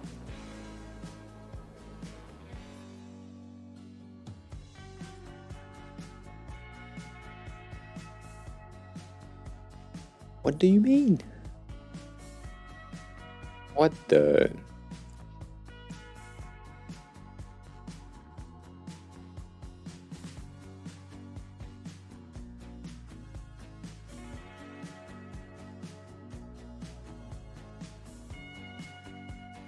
Okay. Do you see what I'm trying to do, Stoney? I don't even know if you are watching. Can you fucking? No, you can't. What the?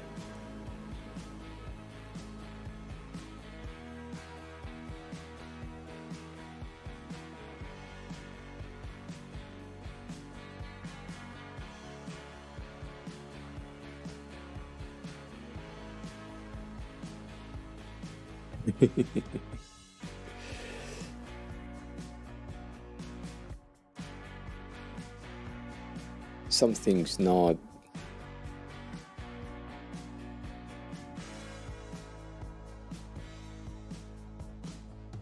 Yeah.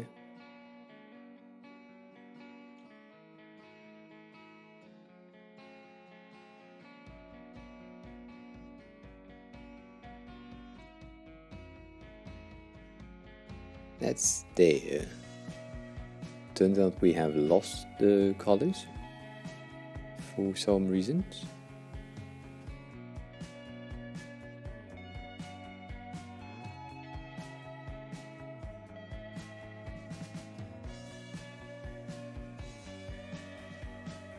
They are here. What happened?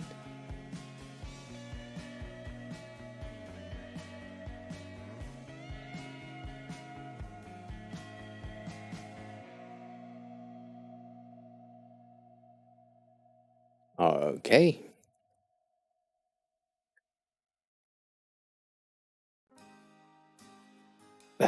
Let's see.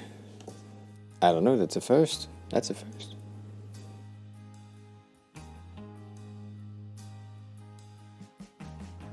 So the glitch in my headphones are just killing me.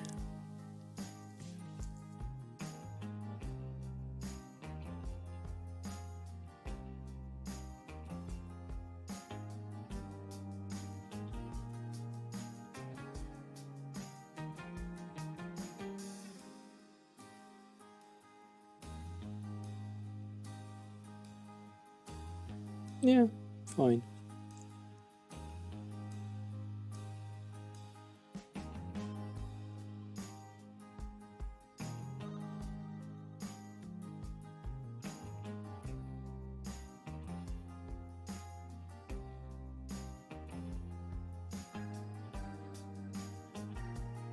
There was an option, but I can't find it right now, which is weird.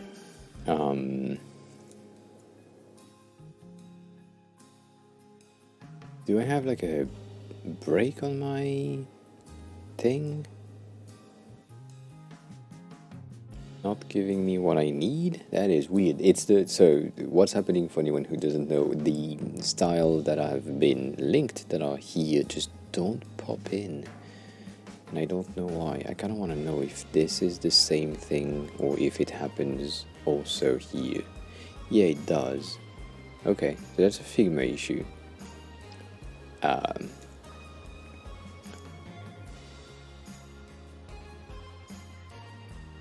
Let me reload this one because that's the published option.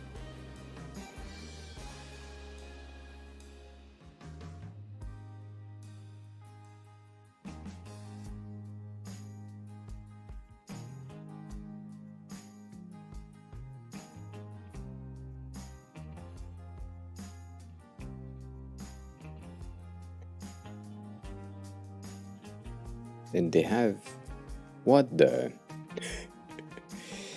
that's the first. I am lost, to be honest. That is true.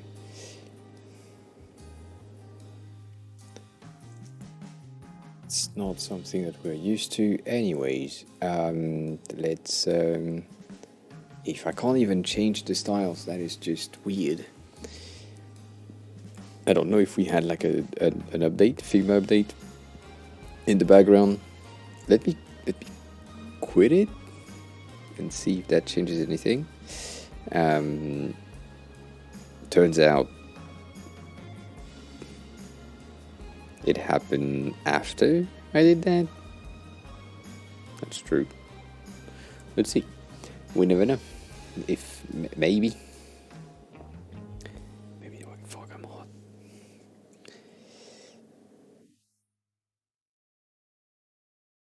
It's linked to the right thing. That's what's bothering me.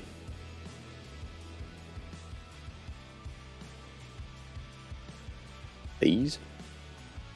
Fuck off. Well, if I can't work, that's not good. Let's just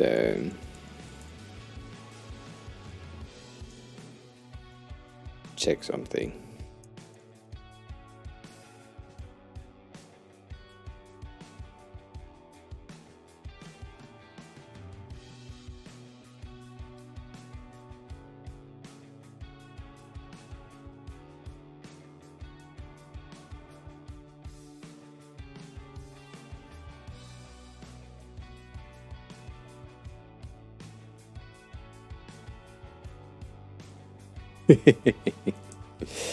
Yeah.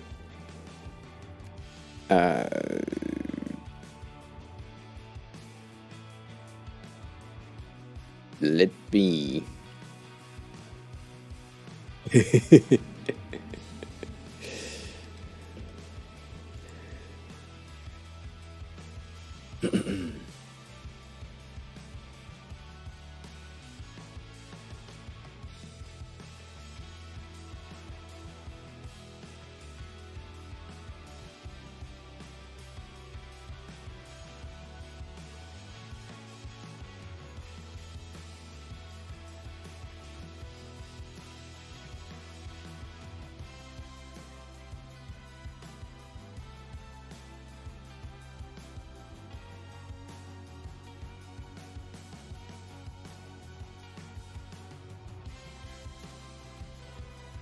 I don't know.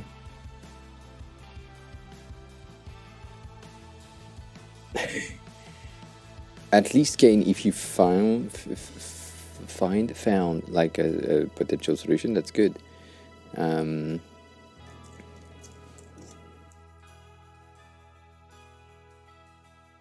So let me just select that.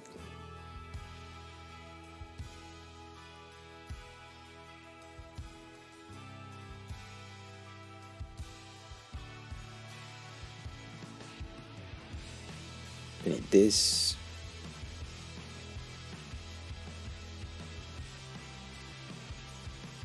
Yeah, shit. My bad. That's a dumbass move on my side.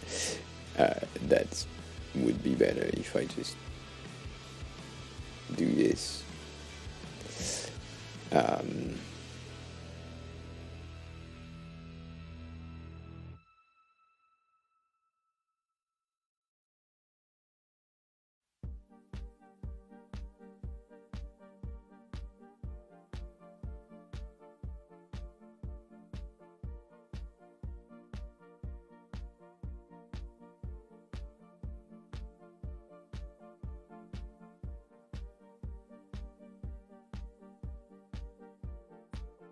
that's new. That's weird. Um,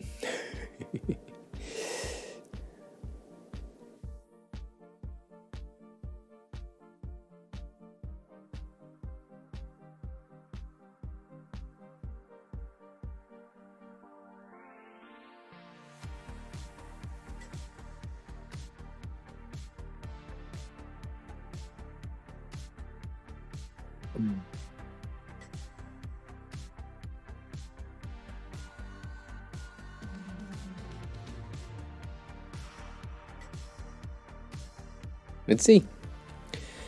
Sometimes tweeting at Figma helps a lot to get the content out. So we'll see if that does anything. In the meantime, I will close all the fucking files and Figma itself, just so that we can have like a clean-ish reboot.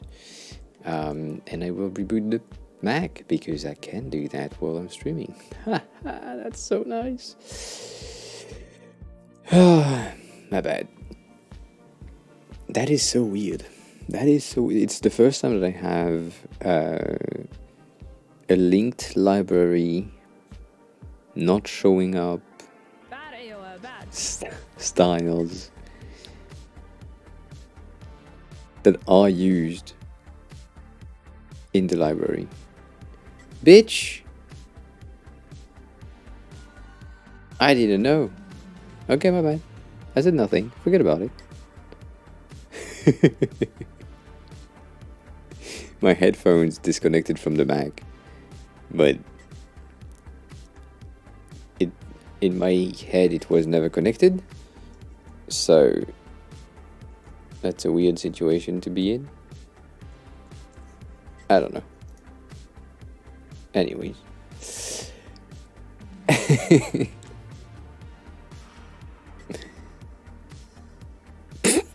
Oh yeah, fuck, that computer is just dead.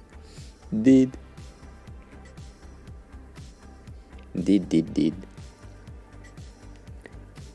Give me like 3 minutes. We should be good. Not 3, but kinda.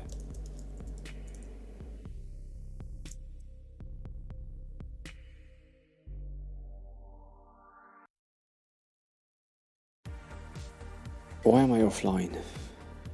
Something seems to be offline. So that might be the issue, but that's weird. Because locally, if you have the files that are open, you should be good. I don't know. At this point, I have no idea. None. Here and here, right? That's the 2 thing that I need. And then there, I need you. Okay, fine by me. Then I need you. Info screen. Far away. Let's see.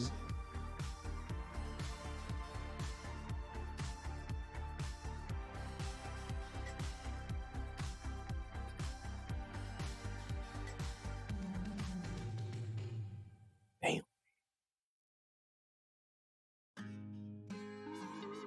That's linked, that works, that's cool.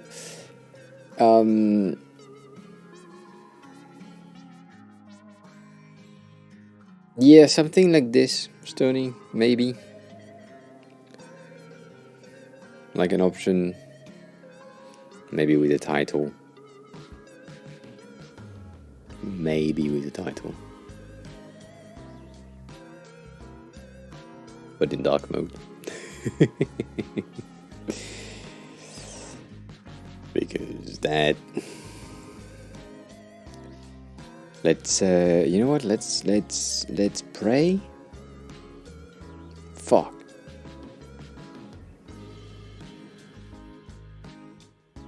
I can't work. I'm sorry. Can't happen. Can't do shit right now. How?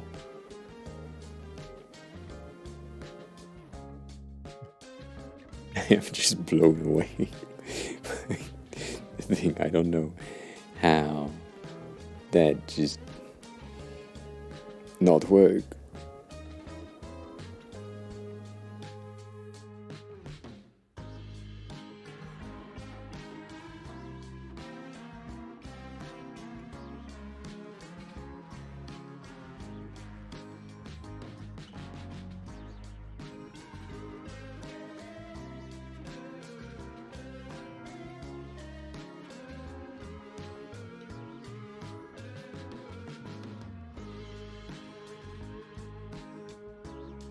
No, not you.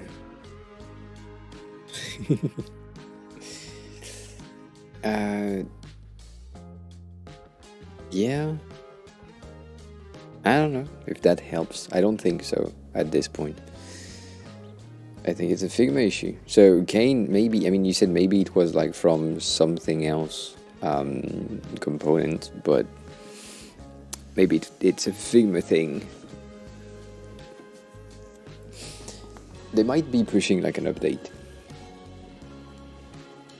And that broke everything, right? That's usually what happened. I can't work. That kills me. Yeah. And if I can't stream, that's just so sad.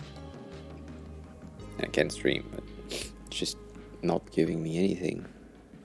See, and now Jordan is doing the amazing thing of we could have a chart like this. It's absolutely not practical, but we could have a chart like this with like a gradient, a gradient. I don't know. It's cool. But no.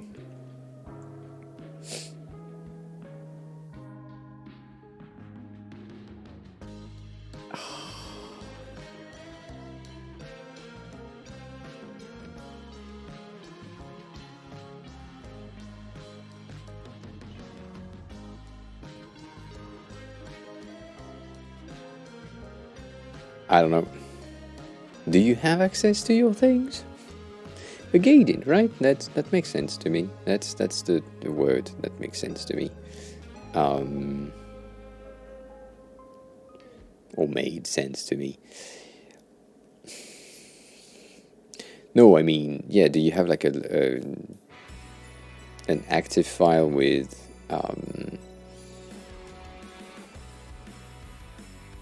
styles, and you have access to them? Is that a thing? Does it work? Because it doesn't for me. I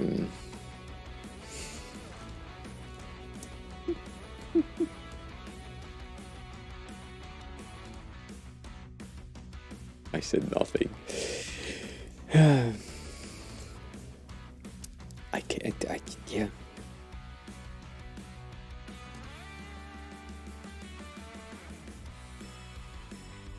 The thing that is basically pissing me off, but not exactly pissing me off, but kinda, is the fact that the main file that I'm working on, right, which is my work file, for work, not for streams,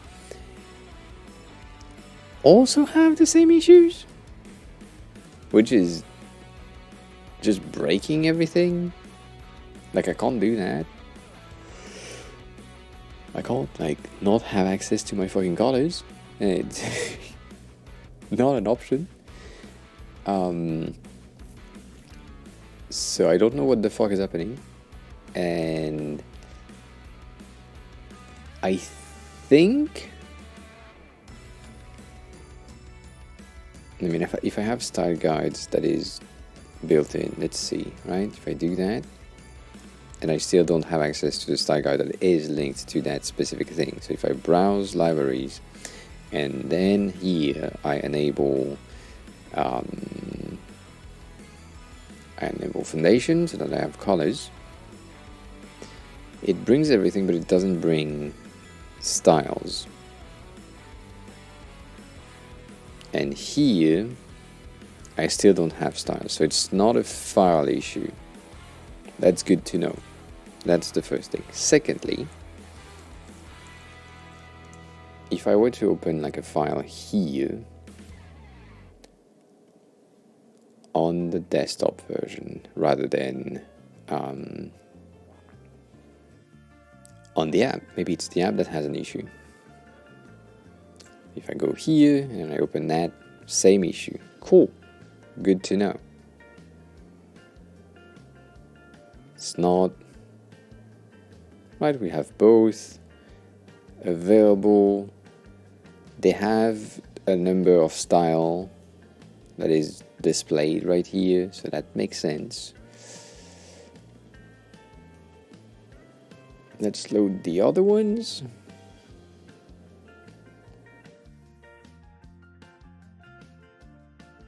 And yeah, nah, it doesn't work. Okay, fine. So Figma has an issue. Or maybe I have an issue with Figma. Which right now seems to be the case. I don't think a logout will do anything, but we never know.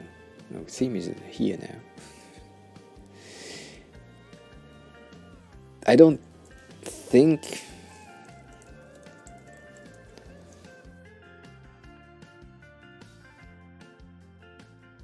like...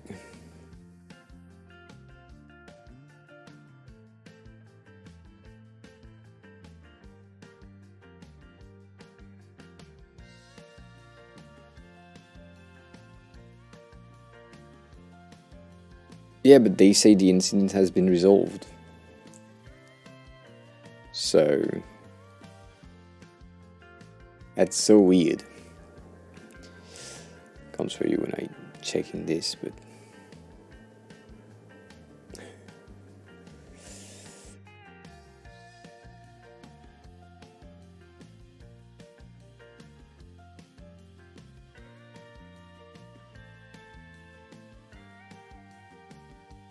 yeah.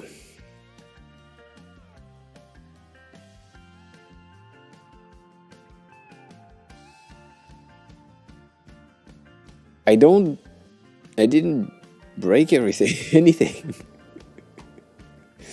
It just broke. It's worse. Did my fucking tweet didn't go through? No, it did go through.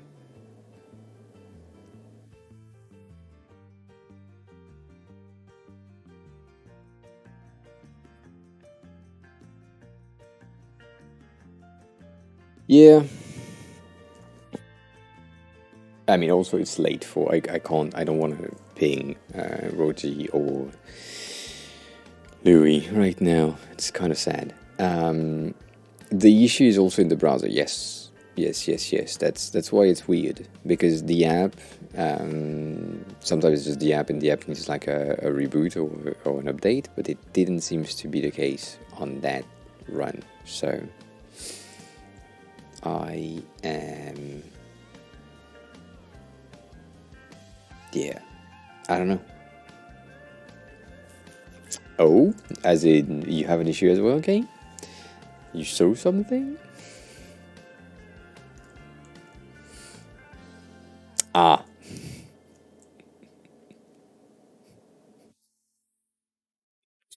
Good. It's not me.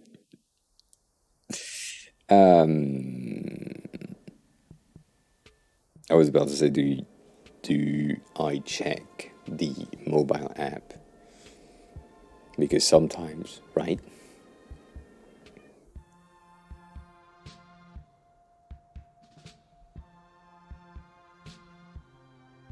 That place down in utilities. Where the fuck did I put that? There.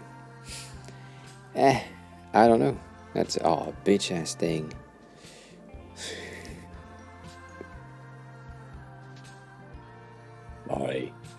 Sorry.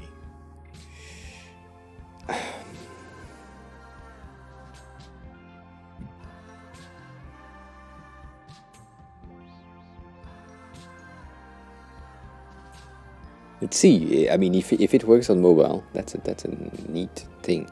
Um,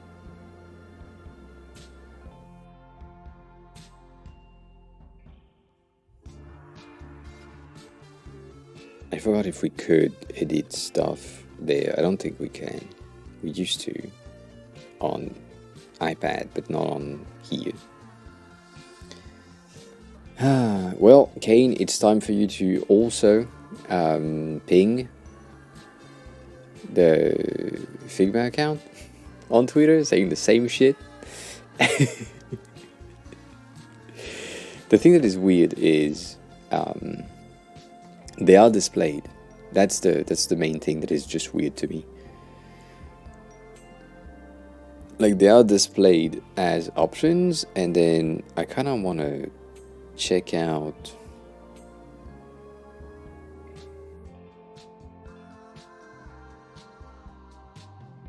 Oh yeah, that's worse. Okay, so here I have the rectangle in the file that contains these, right? So now, if I wanted to get, I don't know, let's say I get that thing, I place it here, I technically pasted colors, and now I have the right color here, but I can't, I mean, I cannot, and I don't want to create.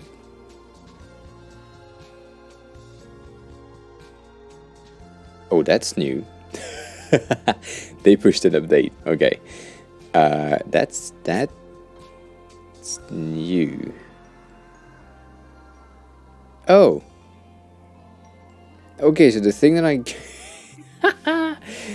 all right, I get it. Okay, cool.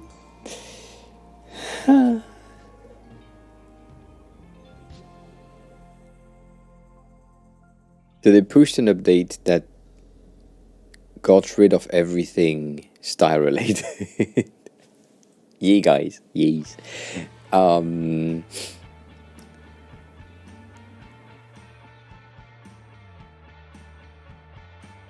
That is a new, not inspector, but like, that's a new style creation. So you have the name of the color, you have the description for the style that you want to have, but something that is interesting is the more option that I never seen before. I don't know if it's new or not new, but you have a style and then you can have like a secondary options that is on top of it. So you can basically combine things if you want to have some effects. Cool. I'm guessing this is because we want to be able to get these as basic styles. So they now are giving us a combined option, or a potential combined option. That's weird. I don't know what they're doing, but they are pushing updates on the style navigation thingy, and that broke the apps.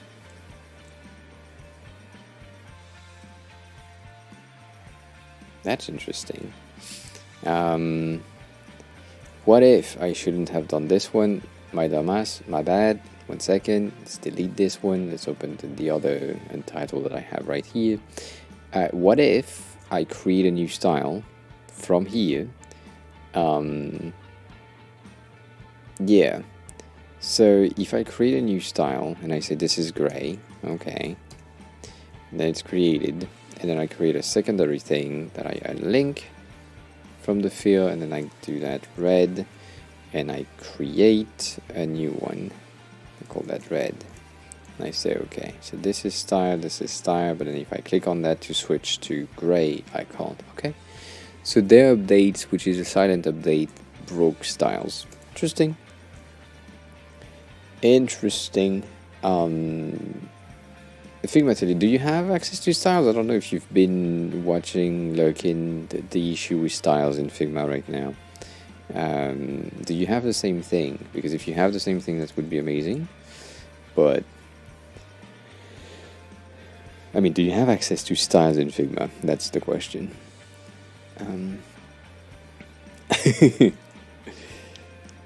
That happens.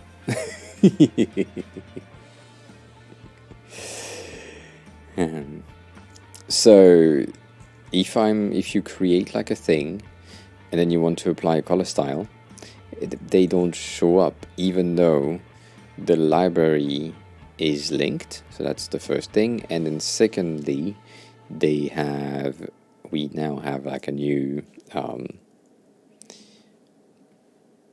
model to create styles, which give us the ability to combine multiple things into one, weirdly enough.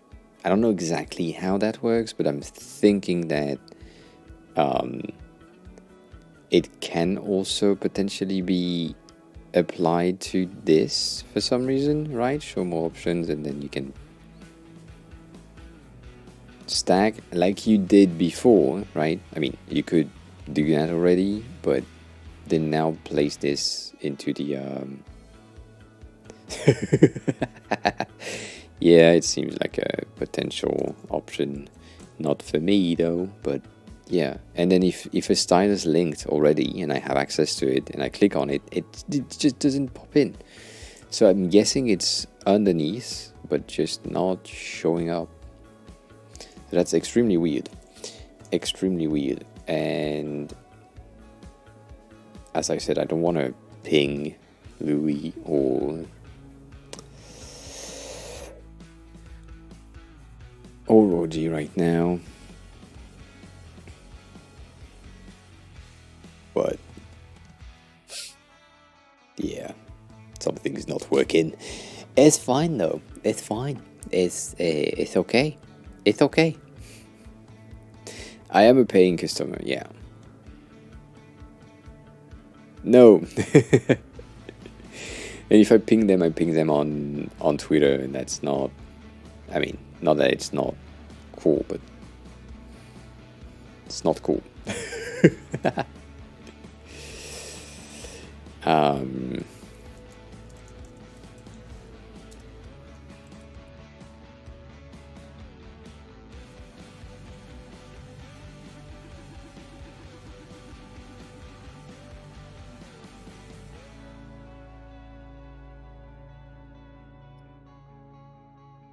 Bitch.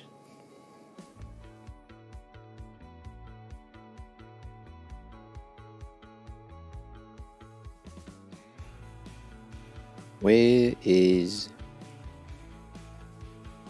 this?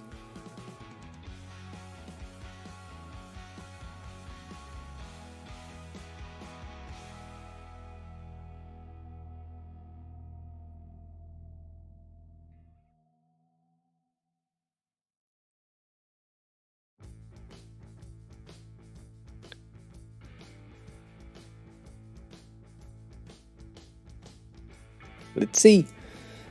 I ping the people that are on the other side. You don't have issues? We didn't have. So Kane didn't have issues in the beginning as well, and then I don't know, Kane. I don't know what you did, but yeah, it did something, and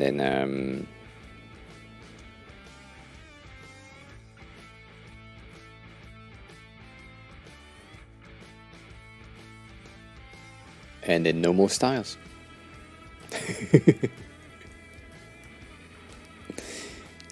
Do you still have styles in other files?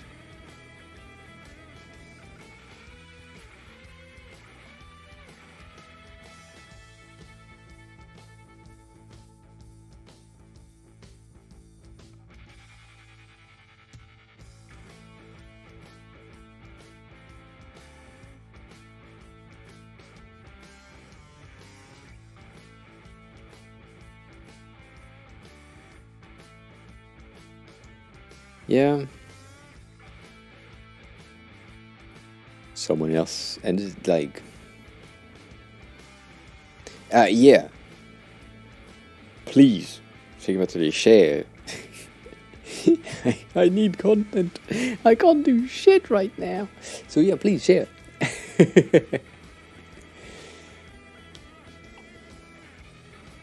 Let me try opening it on desktop, but like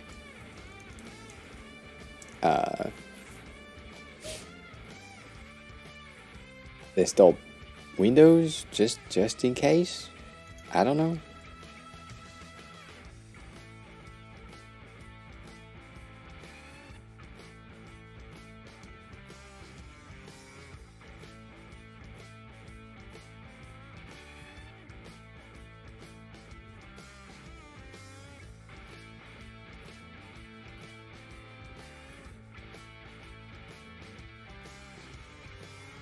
Oh, you want to do something for Valentine's Day with me? Damn. Um, I mean, if I can't create color styles, that would be complicated. But we could, maybe. I don't know. In the meantime, I'm kind of trying to get the fucking thing on that. On the PC, we never know. Maybe it works on PC.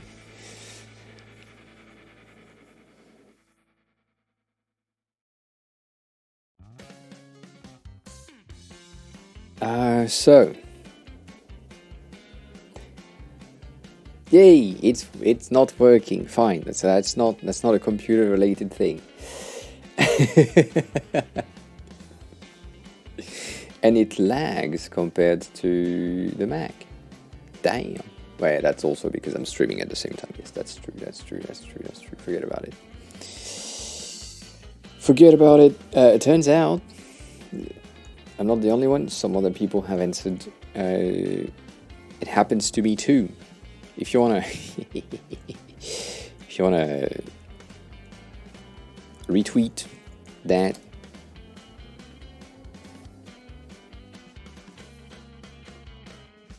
Yeah, I mean, have a good story reading time. If before you go, you can retweet that tweet just in case, to make it more impactful on the Figma side, whatever. I don't know.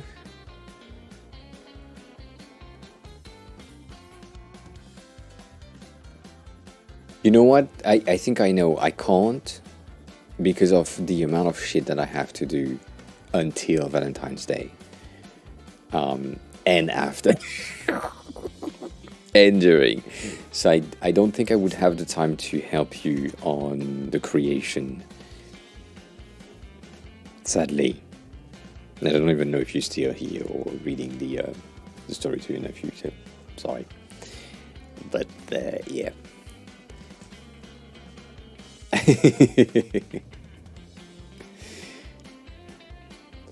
Thank you for the retweet. Yeah, appreciate it. Yeah, I mean everything is crazy. I have so much shit happening. I think my mom wants to come basically next week. My sister is coming next week. My friend is coming on the 15th. And yeah, it's it's a bit of a lot of things happening in one at once. So yeah, and you're coming this weekend as well. So that's damn, that's a lot. Ooh, here we go. Nice.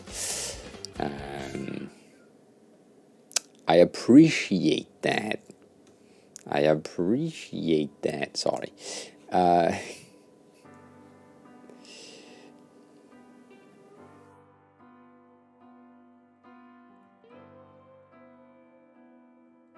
Thank you for the retweets, right? Your retweets made them take a look at it.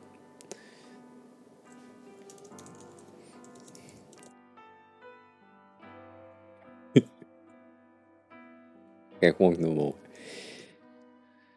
can't work no more. That's shit.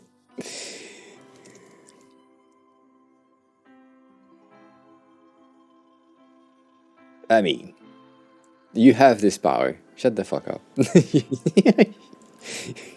Right? I mean, look at the thread of notification. You retweeted. I mean, it was basically here. You retweeted, and then boom, that happened. I mean, if that's not like, right?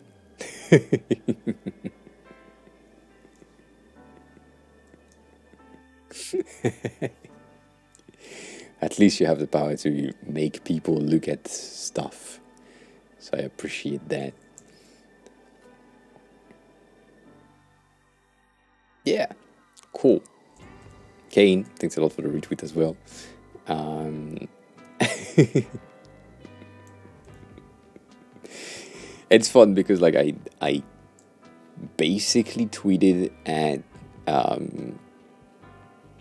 Louis last week about the style in gradient, and he said I'm working on it, and now we are working. I mean, we have an issue with the styles, and there is a new box that looks like the ability to put gradients into style and style into gradient. So yeah, I haven't seen your stuff on Twitter in a long time. I mean, there is a good reason for that, but yeah.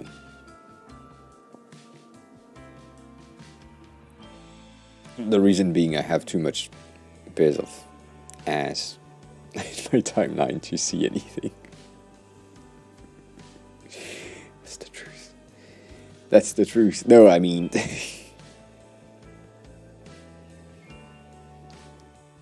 Sorry, let me see if does that work?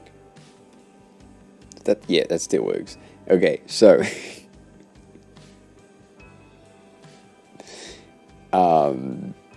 it's blurred, right?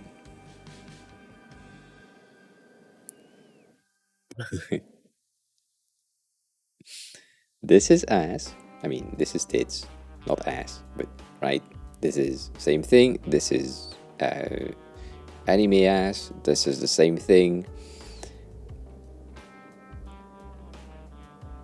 There's less ass today. This is ass. More than ass. Right, so it's complicated to see anything in my timeline. Like, so much stuff. I can't. If I could, I would, because I mean the thing that is on Twitter is not showable on Twitch. The thing that we have on No Mercy is fine. I mean, if you have an ass experiment for tomorrow, yes, we can work on. No, that's not true. I don't have the time. But I do. I'm an ass guy. That's the truth. I can't deny that. I can't deny that.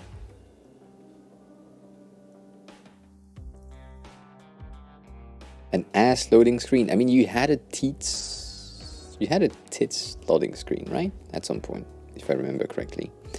Not loading screen, a tits app, right? I have that in my brain.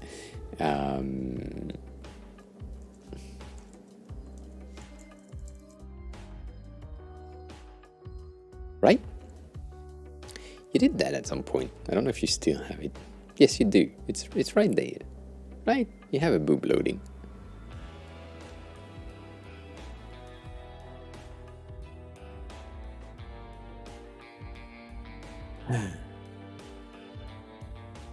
This is fun. I did love this fucking thing.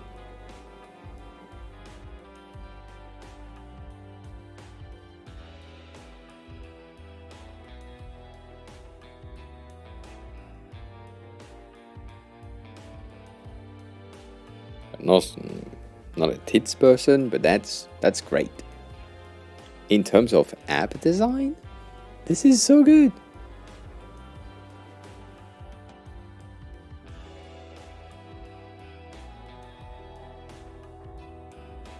Did you say something? No, you didn't say.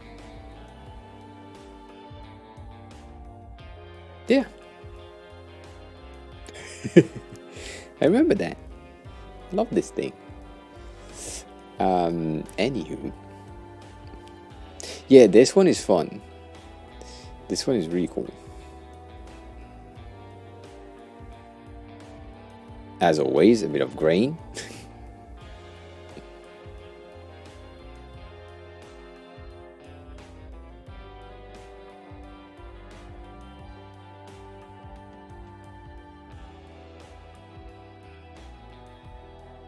That is. Ah.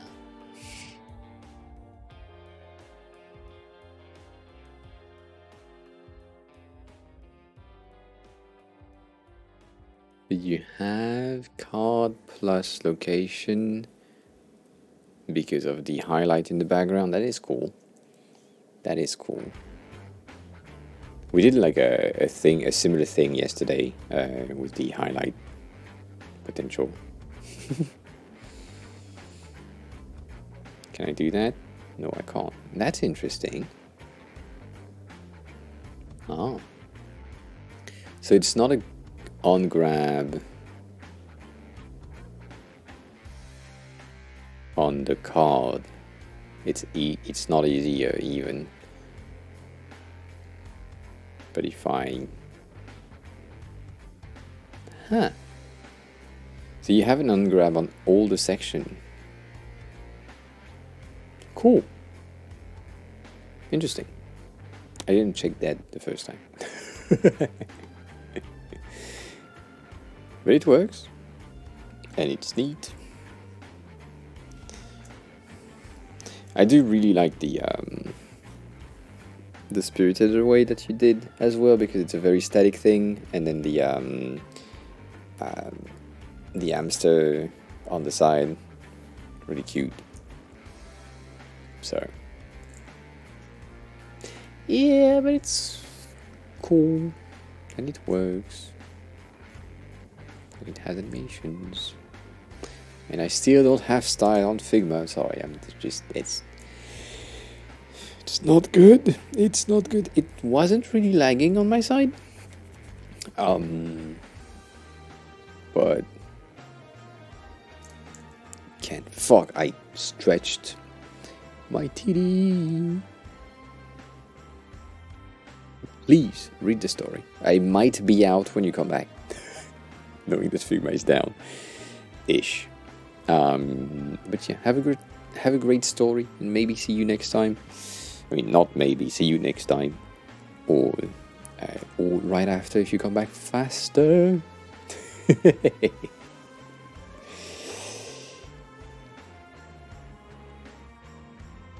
Oh. That is a good idea, Stony. That is a good idea.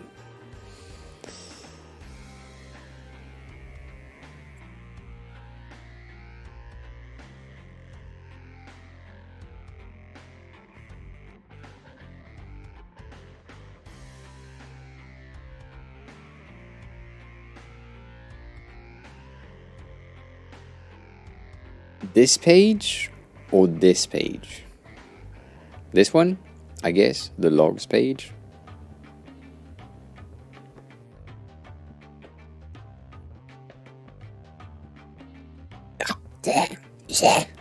Sorry. No. Stony? No. You know, you tell me to align my fucking chat? What the fuck is that one? Look at that bitch right here. What the fuck? Why is he dancing? Why? I mean, I know it's because you have like 2 lines of text and they are not just centered, but damn. Anywho, that's not accessible.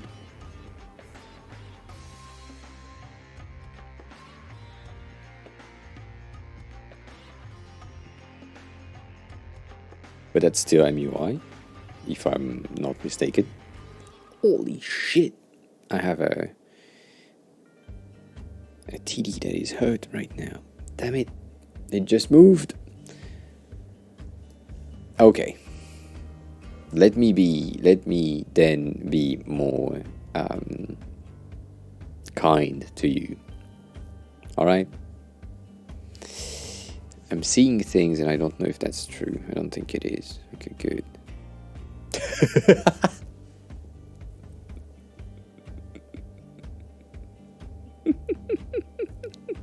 What the fuck? Why the fuck?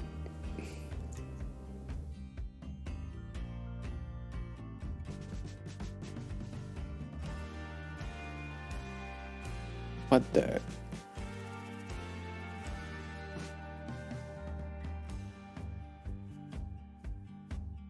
I don't know what happened, but something happened. It was weird.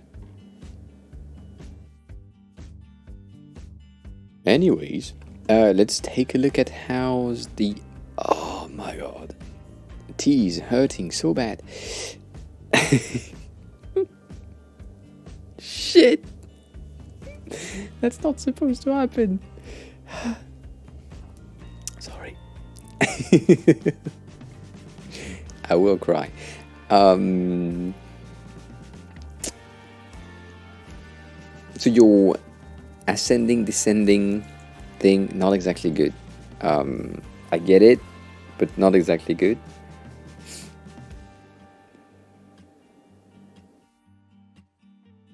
I don't know what that is. I guess it's the amount per page, right? So if I say bitch,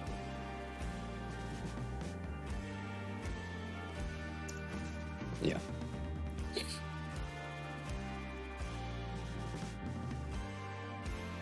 But I don't have pages, so that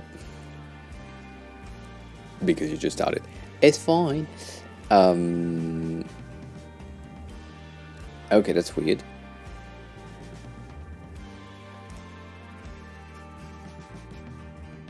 What?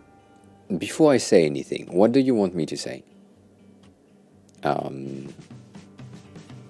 what do you want me to direct you toward? What are the feedback that you're looking for? Faster and worse. Hi, welcome on in. How are you? How was your day?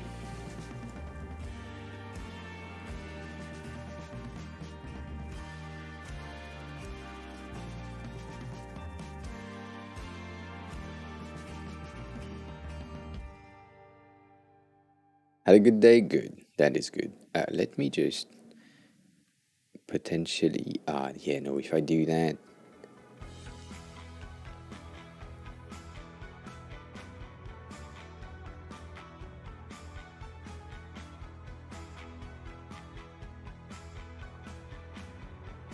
Oh, that's why. Okay.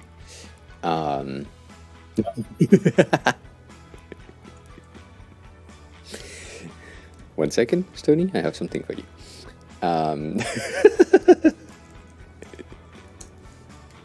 I hope I can access this. I want to access this. Please tell me I can access this. No! Oh, yes, I can.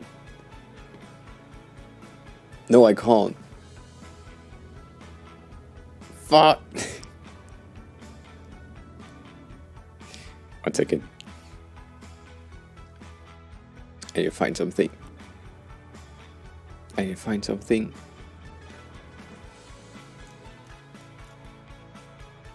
Here. If I could, I would say that to you, Stony. I don't have the same voice, so that doesn't work, but please listen to this and then come back.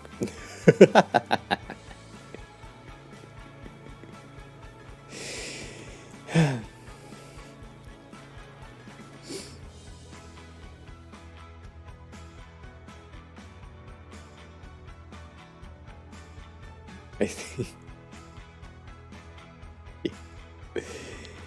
Can you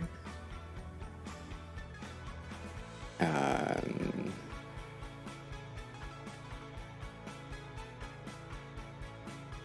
you hack the mainframe and take the fucking video or something?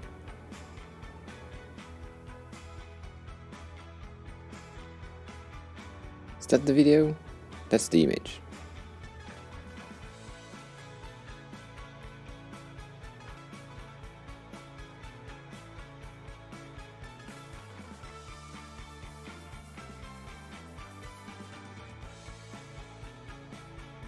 Where the fuck do I find the video itself in the source?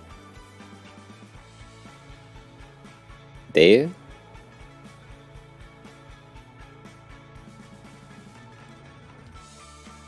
That's the thing. I'll download that and I make it a sound.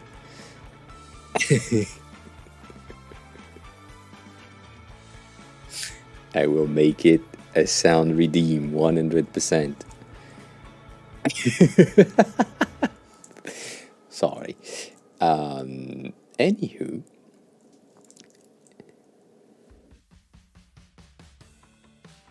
Oh, a fix is being implemented. That is what I call reaction time. Damn. I like that. I like that. Cat, I sent it to you. Shut the fuck up. Did I send it to you? Or did I send it to you? I think I did send it to you. Right? That seems like a me thing to do. I mean, I sent you so much shit today. I'm sorry. Wasn't me. Wasn't me. I think I sent it to Ashley.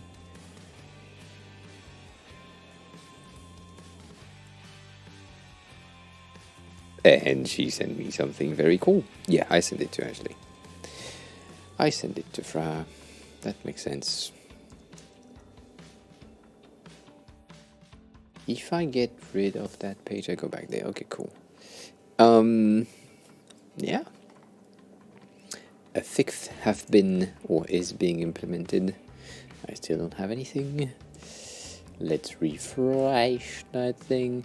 So Stony, I mean, I can tell you that you've been a good boy and you did a great job, Stony. You did an amazing job on the table. But that's not true. So that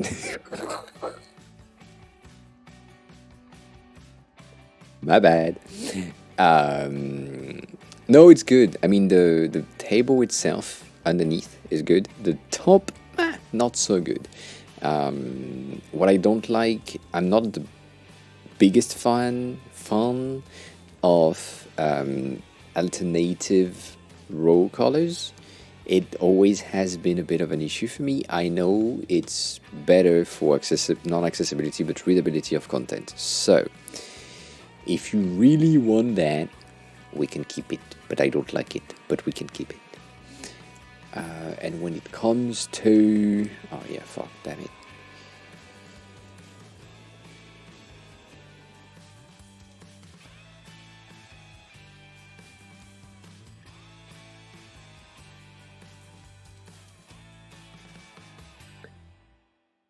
It's just way easier for people to read. So that's one of the reasons why I kind of like it, but I also don't, because it's most of the time ugly and weirdly implemented. So let me see if I can make that a tad bit better with a hint of something. I don't know, because I don't have styles right now. Fuck me.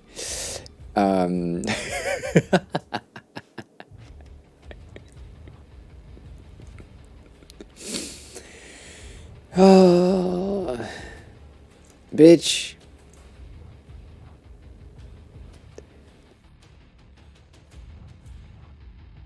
Yes.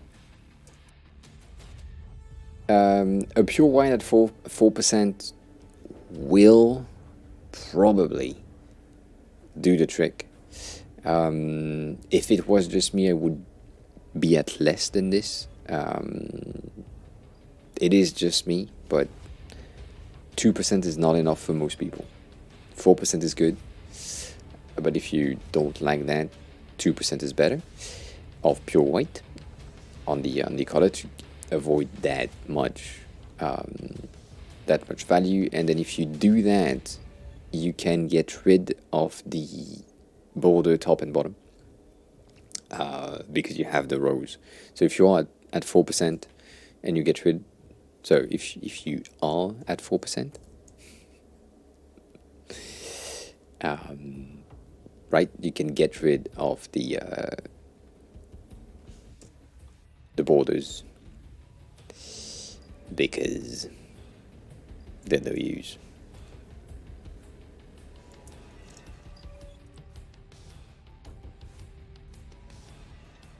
I mean, they are useful, but they are not useful. You feel me?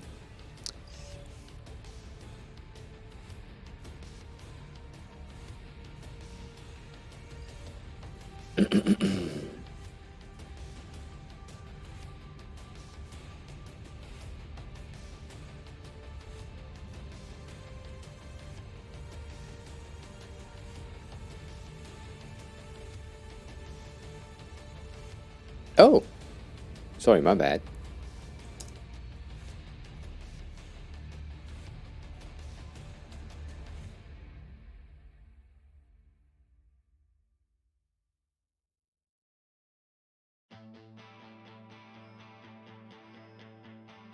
It's the same. It's the opposite. So you just use that in black, and it works.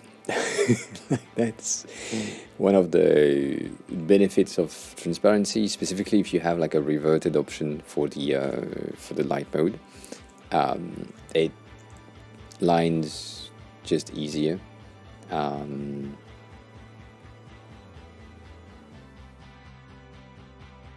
But yeah, without the separation, without the dividers in between the cells, that's a bit better.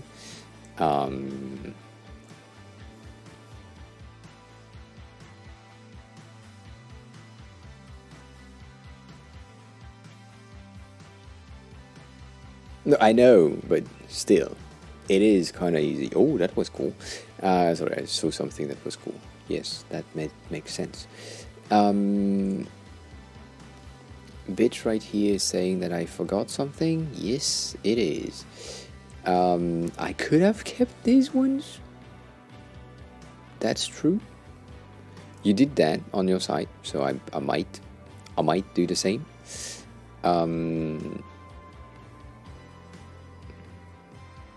Might.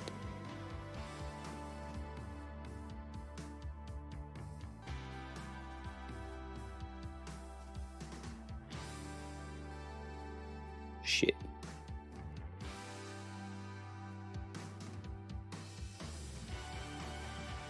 Can I do that? I'm kind of scared, but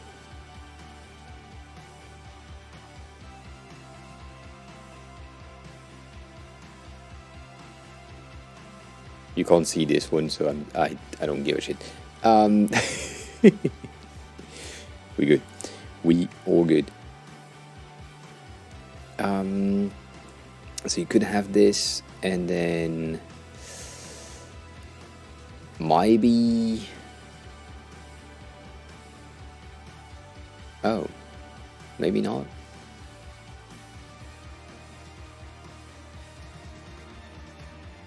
I mean, I guess that works. I can't.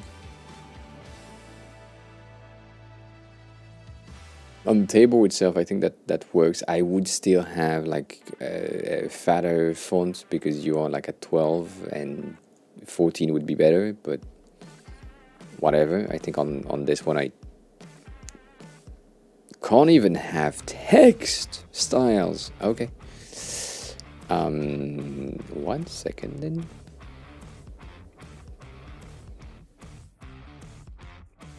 Ah, the style speaker. Okay, so it affects everything. Cool. Cool. So I can't even change text, and I can't see. Oh, I could. So yeah, on the Figma file, I'm in 14, and you're in 12 on your side. So 14 might be a tad bit bigger, and so a tad bit readable from further away, as always. So that's the first thing.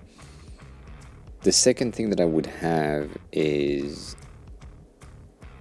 but I know that it's because you are working on that. But click on these drop downs, even if inside. I would love to see that directly. So if I click on name, it's just, it bumps, right? And it's open.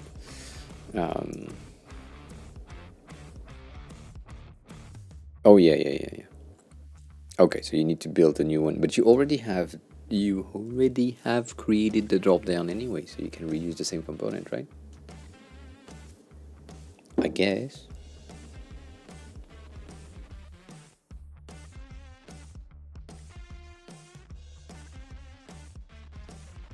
Sorry.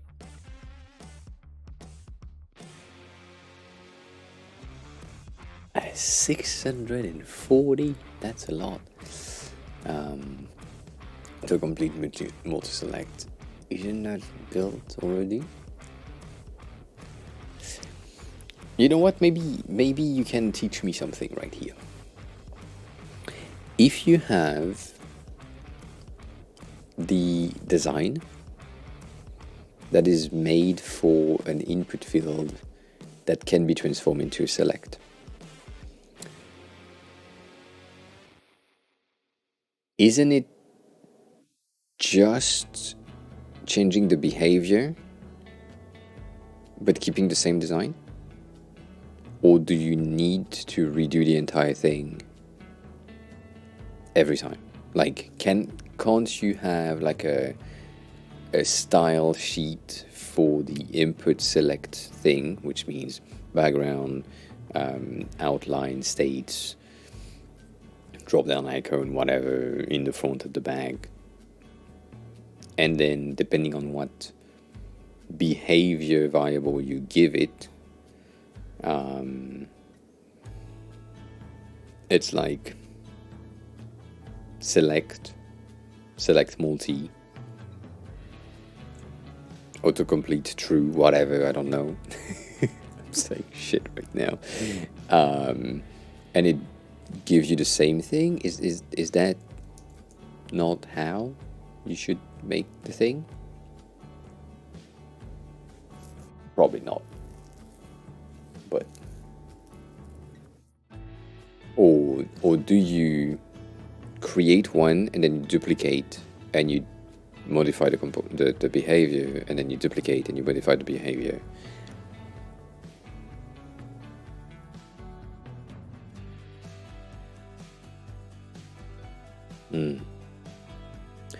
Yeah, so I wasn't saying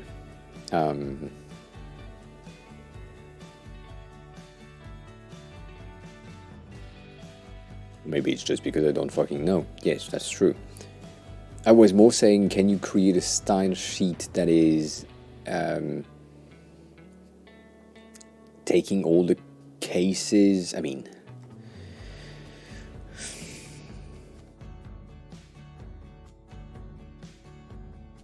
let me open the file.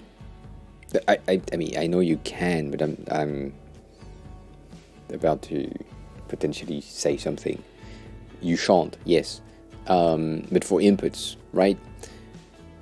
If you look at this, right? This is the basic input, so it has text placeholder inside. It has an icon on the right side. Okay, fine.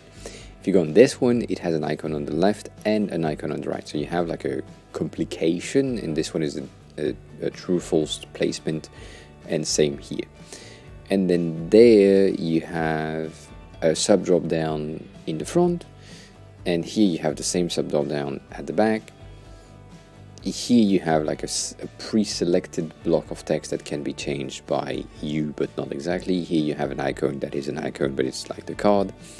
And then This is the same as the first one, and this is the same as the input, but it's a button at the end. What I'm saying is, if you take a look at these two in the first, this one and this one, they are basically the same. It's just like, if I get rid of the icon, right? If I take both of these and I come here, I get rid of that, I basically said icon false. And it still works. So I think for like this one, and potentially these two, so the four that are here, having the same base component is working. And then for this one, and I mean these 3, 4 with this one could be the same component because of the behavior here. No, I know you can, but for the different behavior, specifically for the sub drop down inside of of an input, and I'm saying sub drop down because these things are just like, here I'm supposed to expand to have like USD, Euro, Yen, Swiss franc, whatever currency we have, and then here it's a button, so it's an action, it's an enclosed button. So these are really different behavior compared to the other one that are just input text whatsoever every time. The difference with this one is like it's a drop down in the front, this one is a drop down in the back, and that's the same thing. So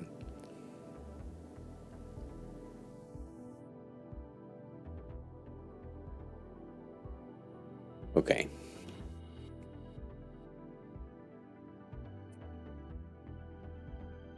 So in the file, bitch, that was weird. In, in the file itself, is that like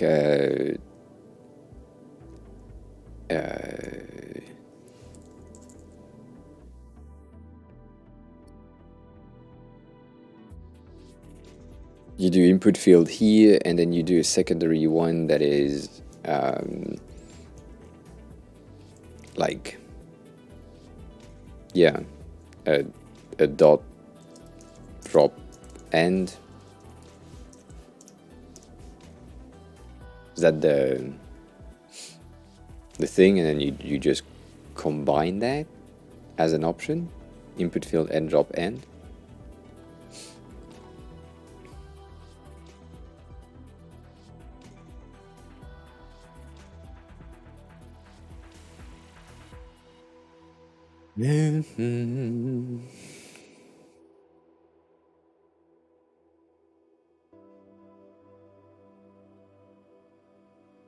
Sorry, something happened.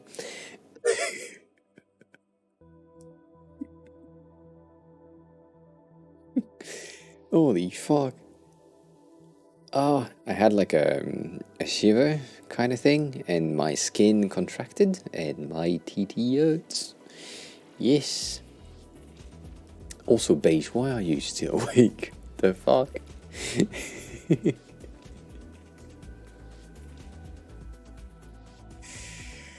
Yeah, why I was still streaming, I don't know. That's a good question. That is a good question. Why is... Yeah.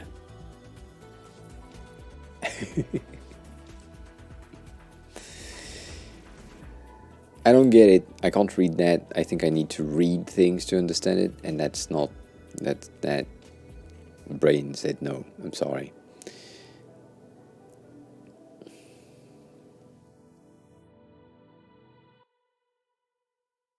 Yeah, no, I get that.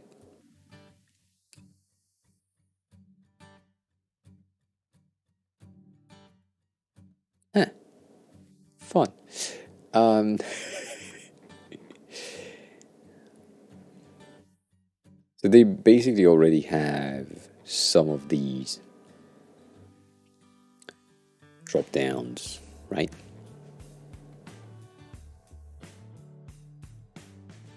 Yeah.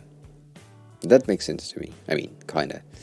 Um, the main question, which isn't really a question, but that's like if I look at this page and this page, right? The the difference between uh, this that has a button and this that has a button is the behavior, right? I have an icon here and I have an icon here. So technically speaking, that thing is visually the same. It's just the icon has changed. This one is an info icon. This one is a drop down icon. And then if drop down, then behavior drop down. But if question mark, behavior tooltip, whatever. Right? But also you have these that are already built in, so that's pretty cool. But they really make a separation in between the select menu and the input groups.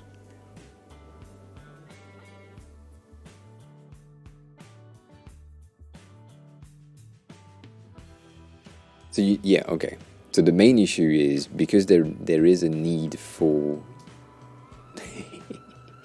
for the logic to be implemented every time for each potential variant of an if statement, then the component itself needs to load or will take longer to load because it needs to check all the if statement first, right? Is that the logic behind splitting the options? Not that it will make like such a difference, but I guess in a huge form, if all the components contains all the inputs potential, then you might have some issues. But yeah, you can. Yeah, there was a massive D.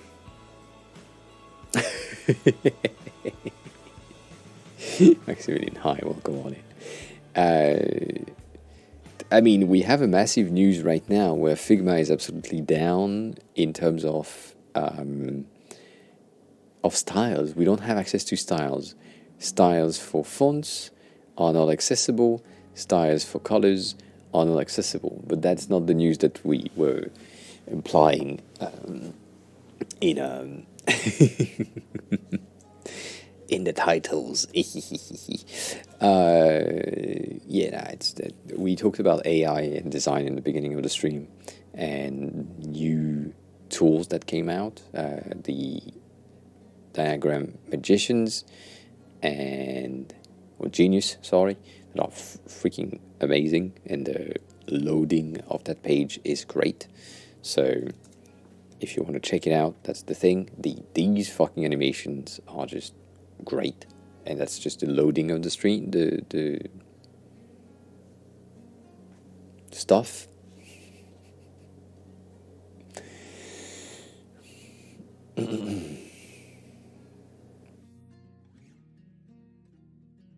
Yeah, I mean, I had a client sending me PowerPoint design wireframes, so I I know.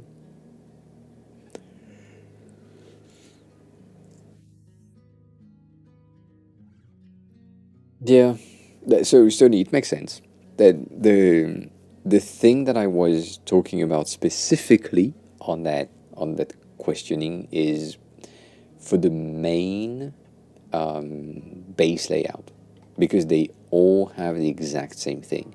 If you think about it long enough, like the look of this and the look of this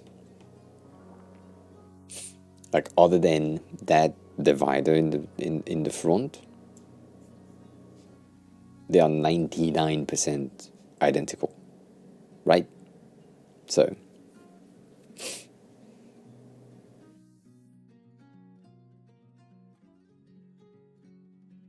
yeah, I mean, he said it. He said use PowerPoint if you have to, so that makes sense.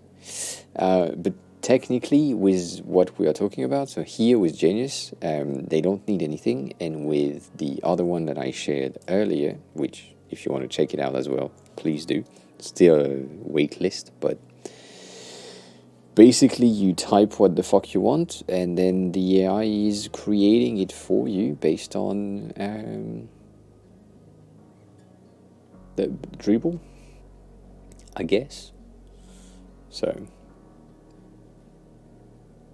it's just great.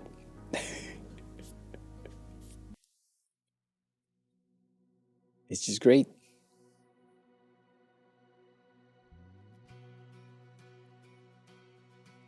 So there is this. This is still a wait list type of thing. If you want something that already exists and is faster than waiting for you to be accepted, UIZard, damn it, UIZard is the option. They have been here for a long ass time and they are kind of great. They have this amazing feature that I recommend and talk about every time, which is this: you create a weird ass sketch on a napkin somewhere and it recognizes what it should be. And this app has been available for years now, like years, and it's great. And they just rebranded it as AI design because now that's the term that you need to use.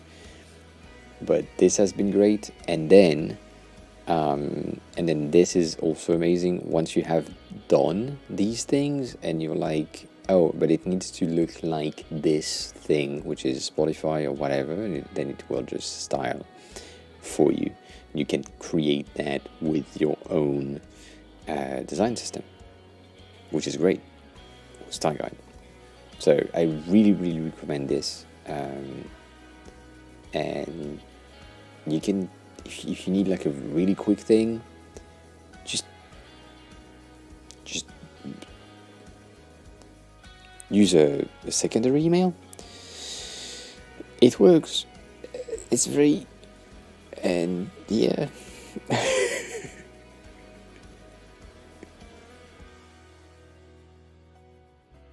I recommend it. I like it a lot.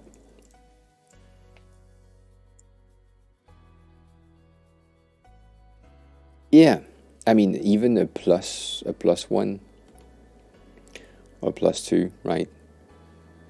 That works.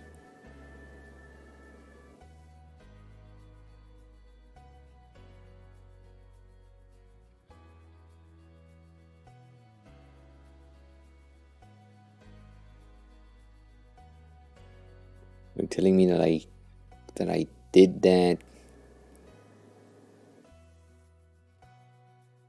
No. So I tweeted before they looked into it. Cool.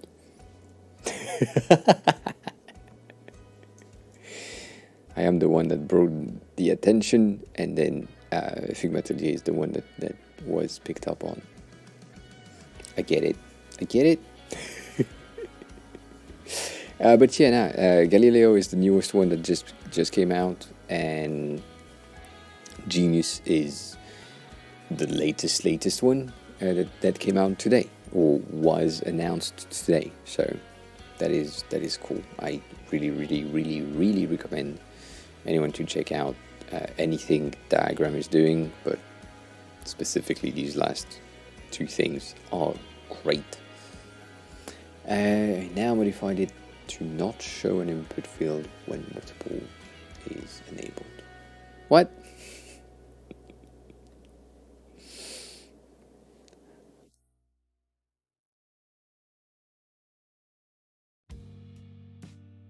Yeah, but now I can't click it. I want to click there, not just here. I get it.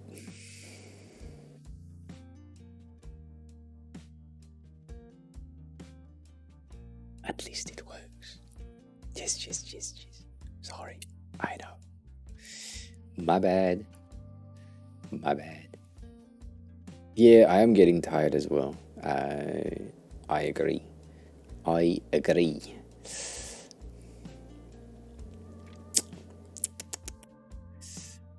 Yeah, exactly. Graph here, much better. And start with the graph, and then this shit is optional. Uh, but a reverse graph first. Yes, yes, 100%.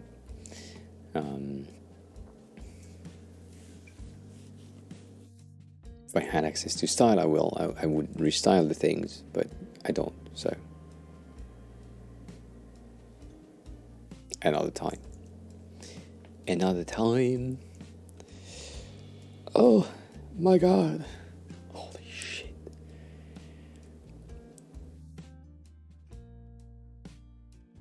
Oh yeah, yeah, tomorrow, yes. I think. What day is tomorrow? Yeah, yeah, yeah, yeah. Tomorrow is the 10th, so I'm good. I'm good for tomorrow. It is good for tomorrow. Um, it's just complicated, right? Oh, oh, oh. Yeah, let's do that.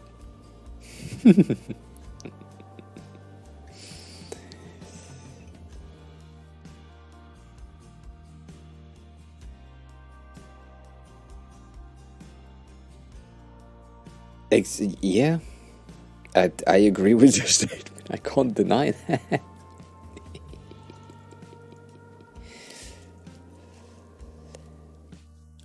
I can't deny that. I can't do that, sir. I I think I can.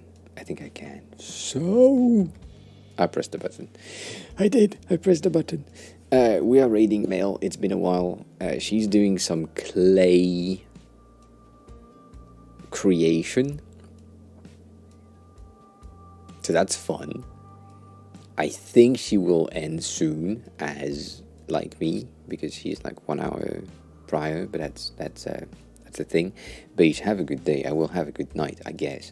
If you're here and you enjoyed the stream and you've been watching the whole time and you haven't clicked the follow button, this is still at 0 for today, so that's not good. But if you want to follow the channel, please do so. That would be highly appreciated.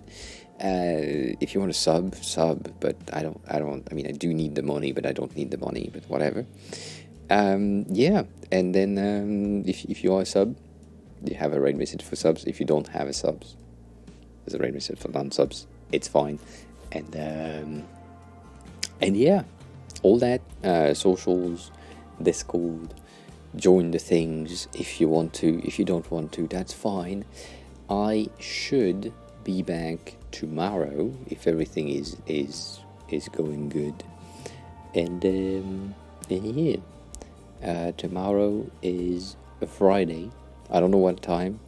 Same time as usual, 6:30 my time, so 4:30 UTC or something. Whatever. So yeah,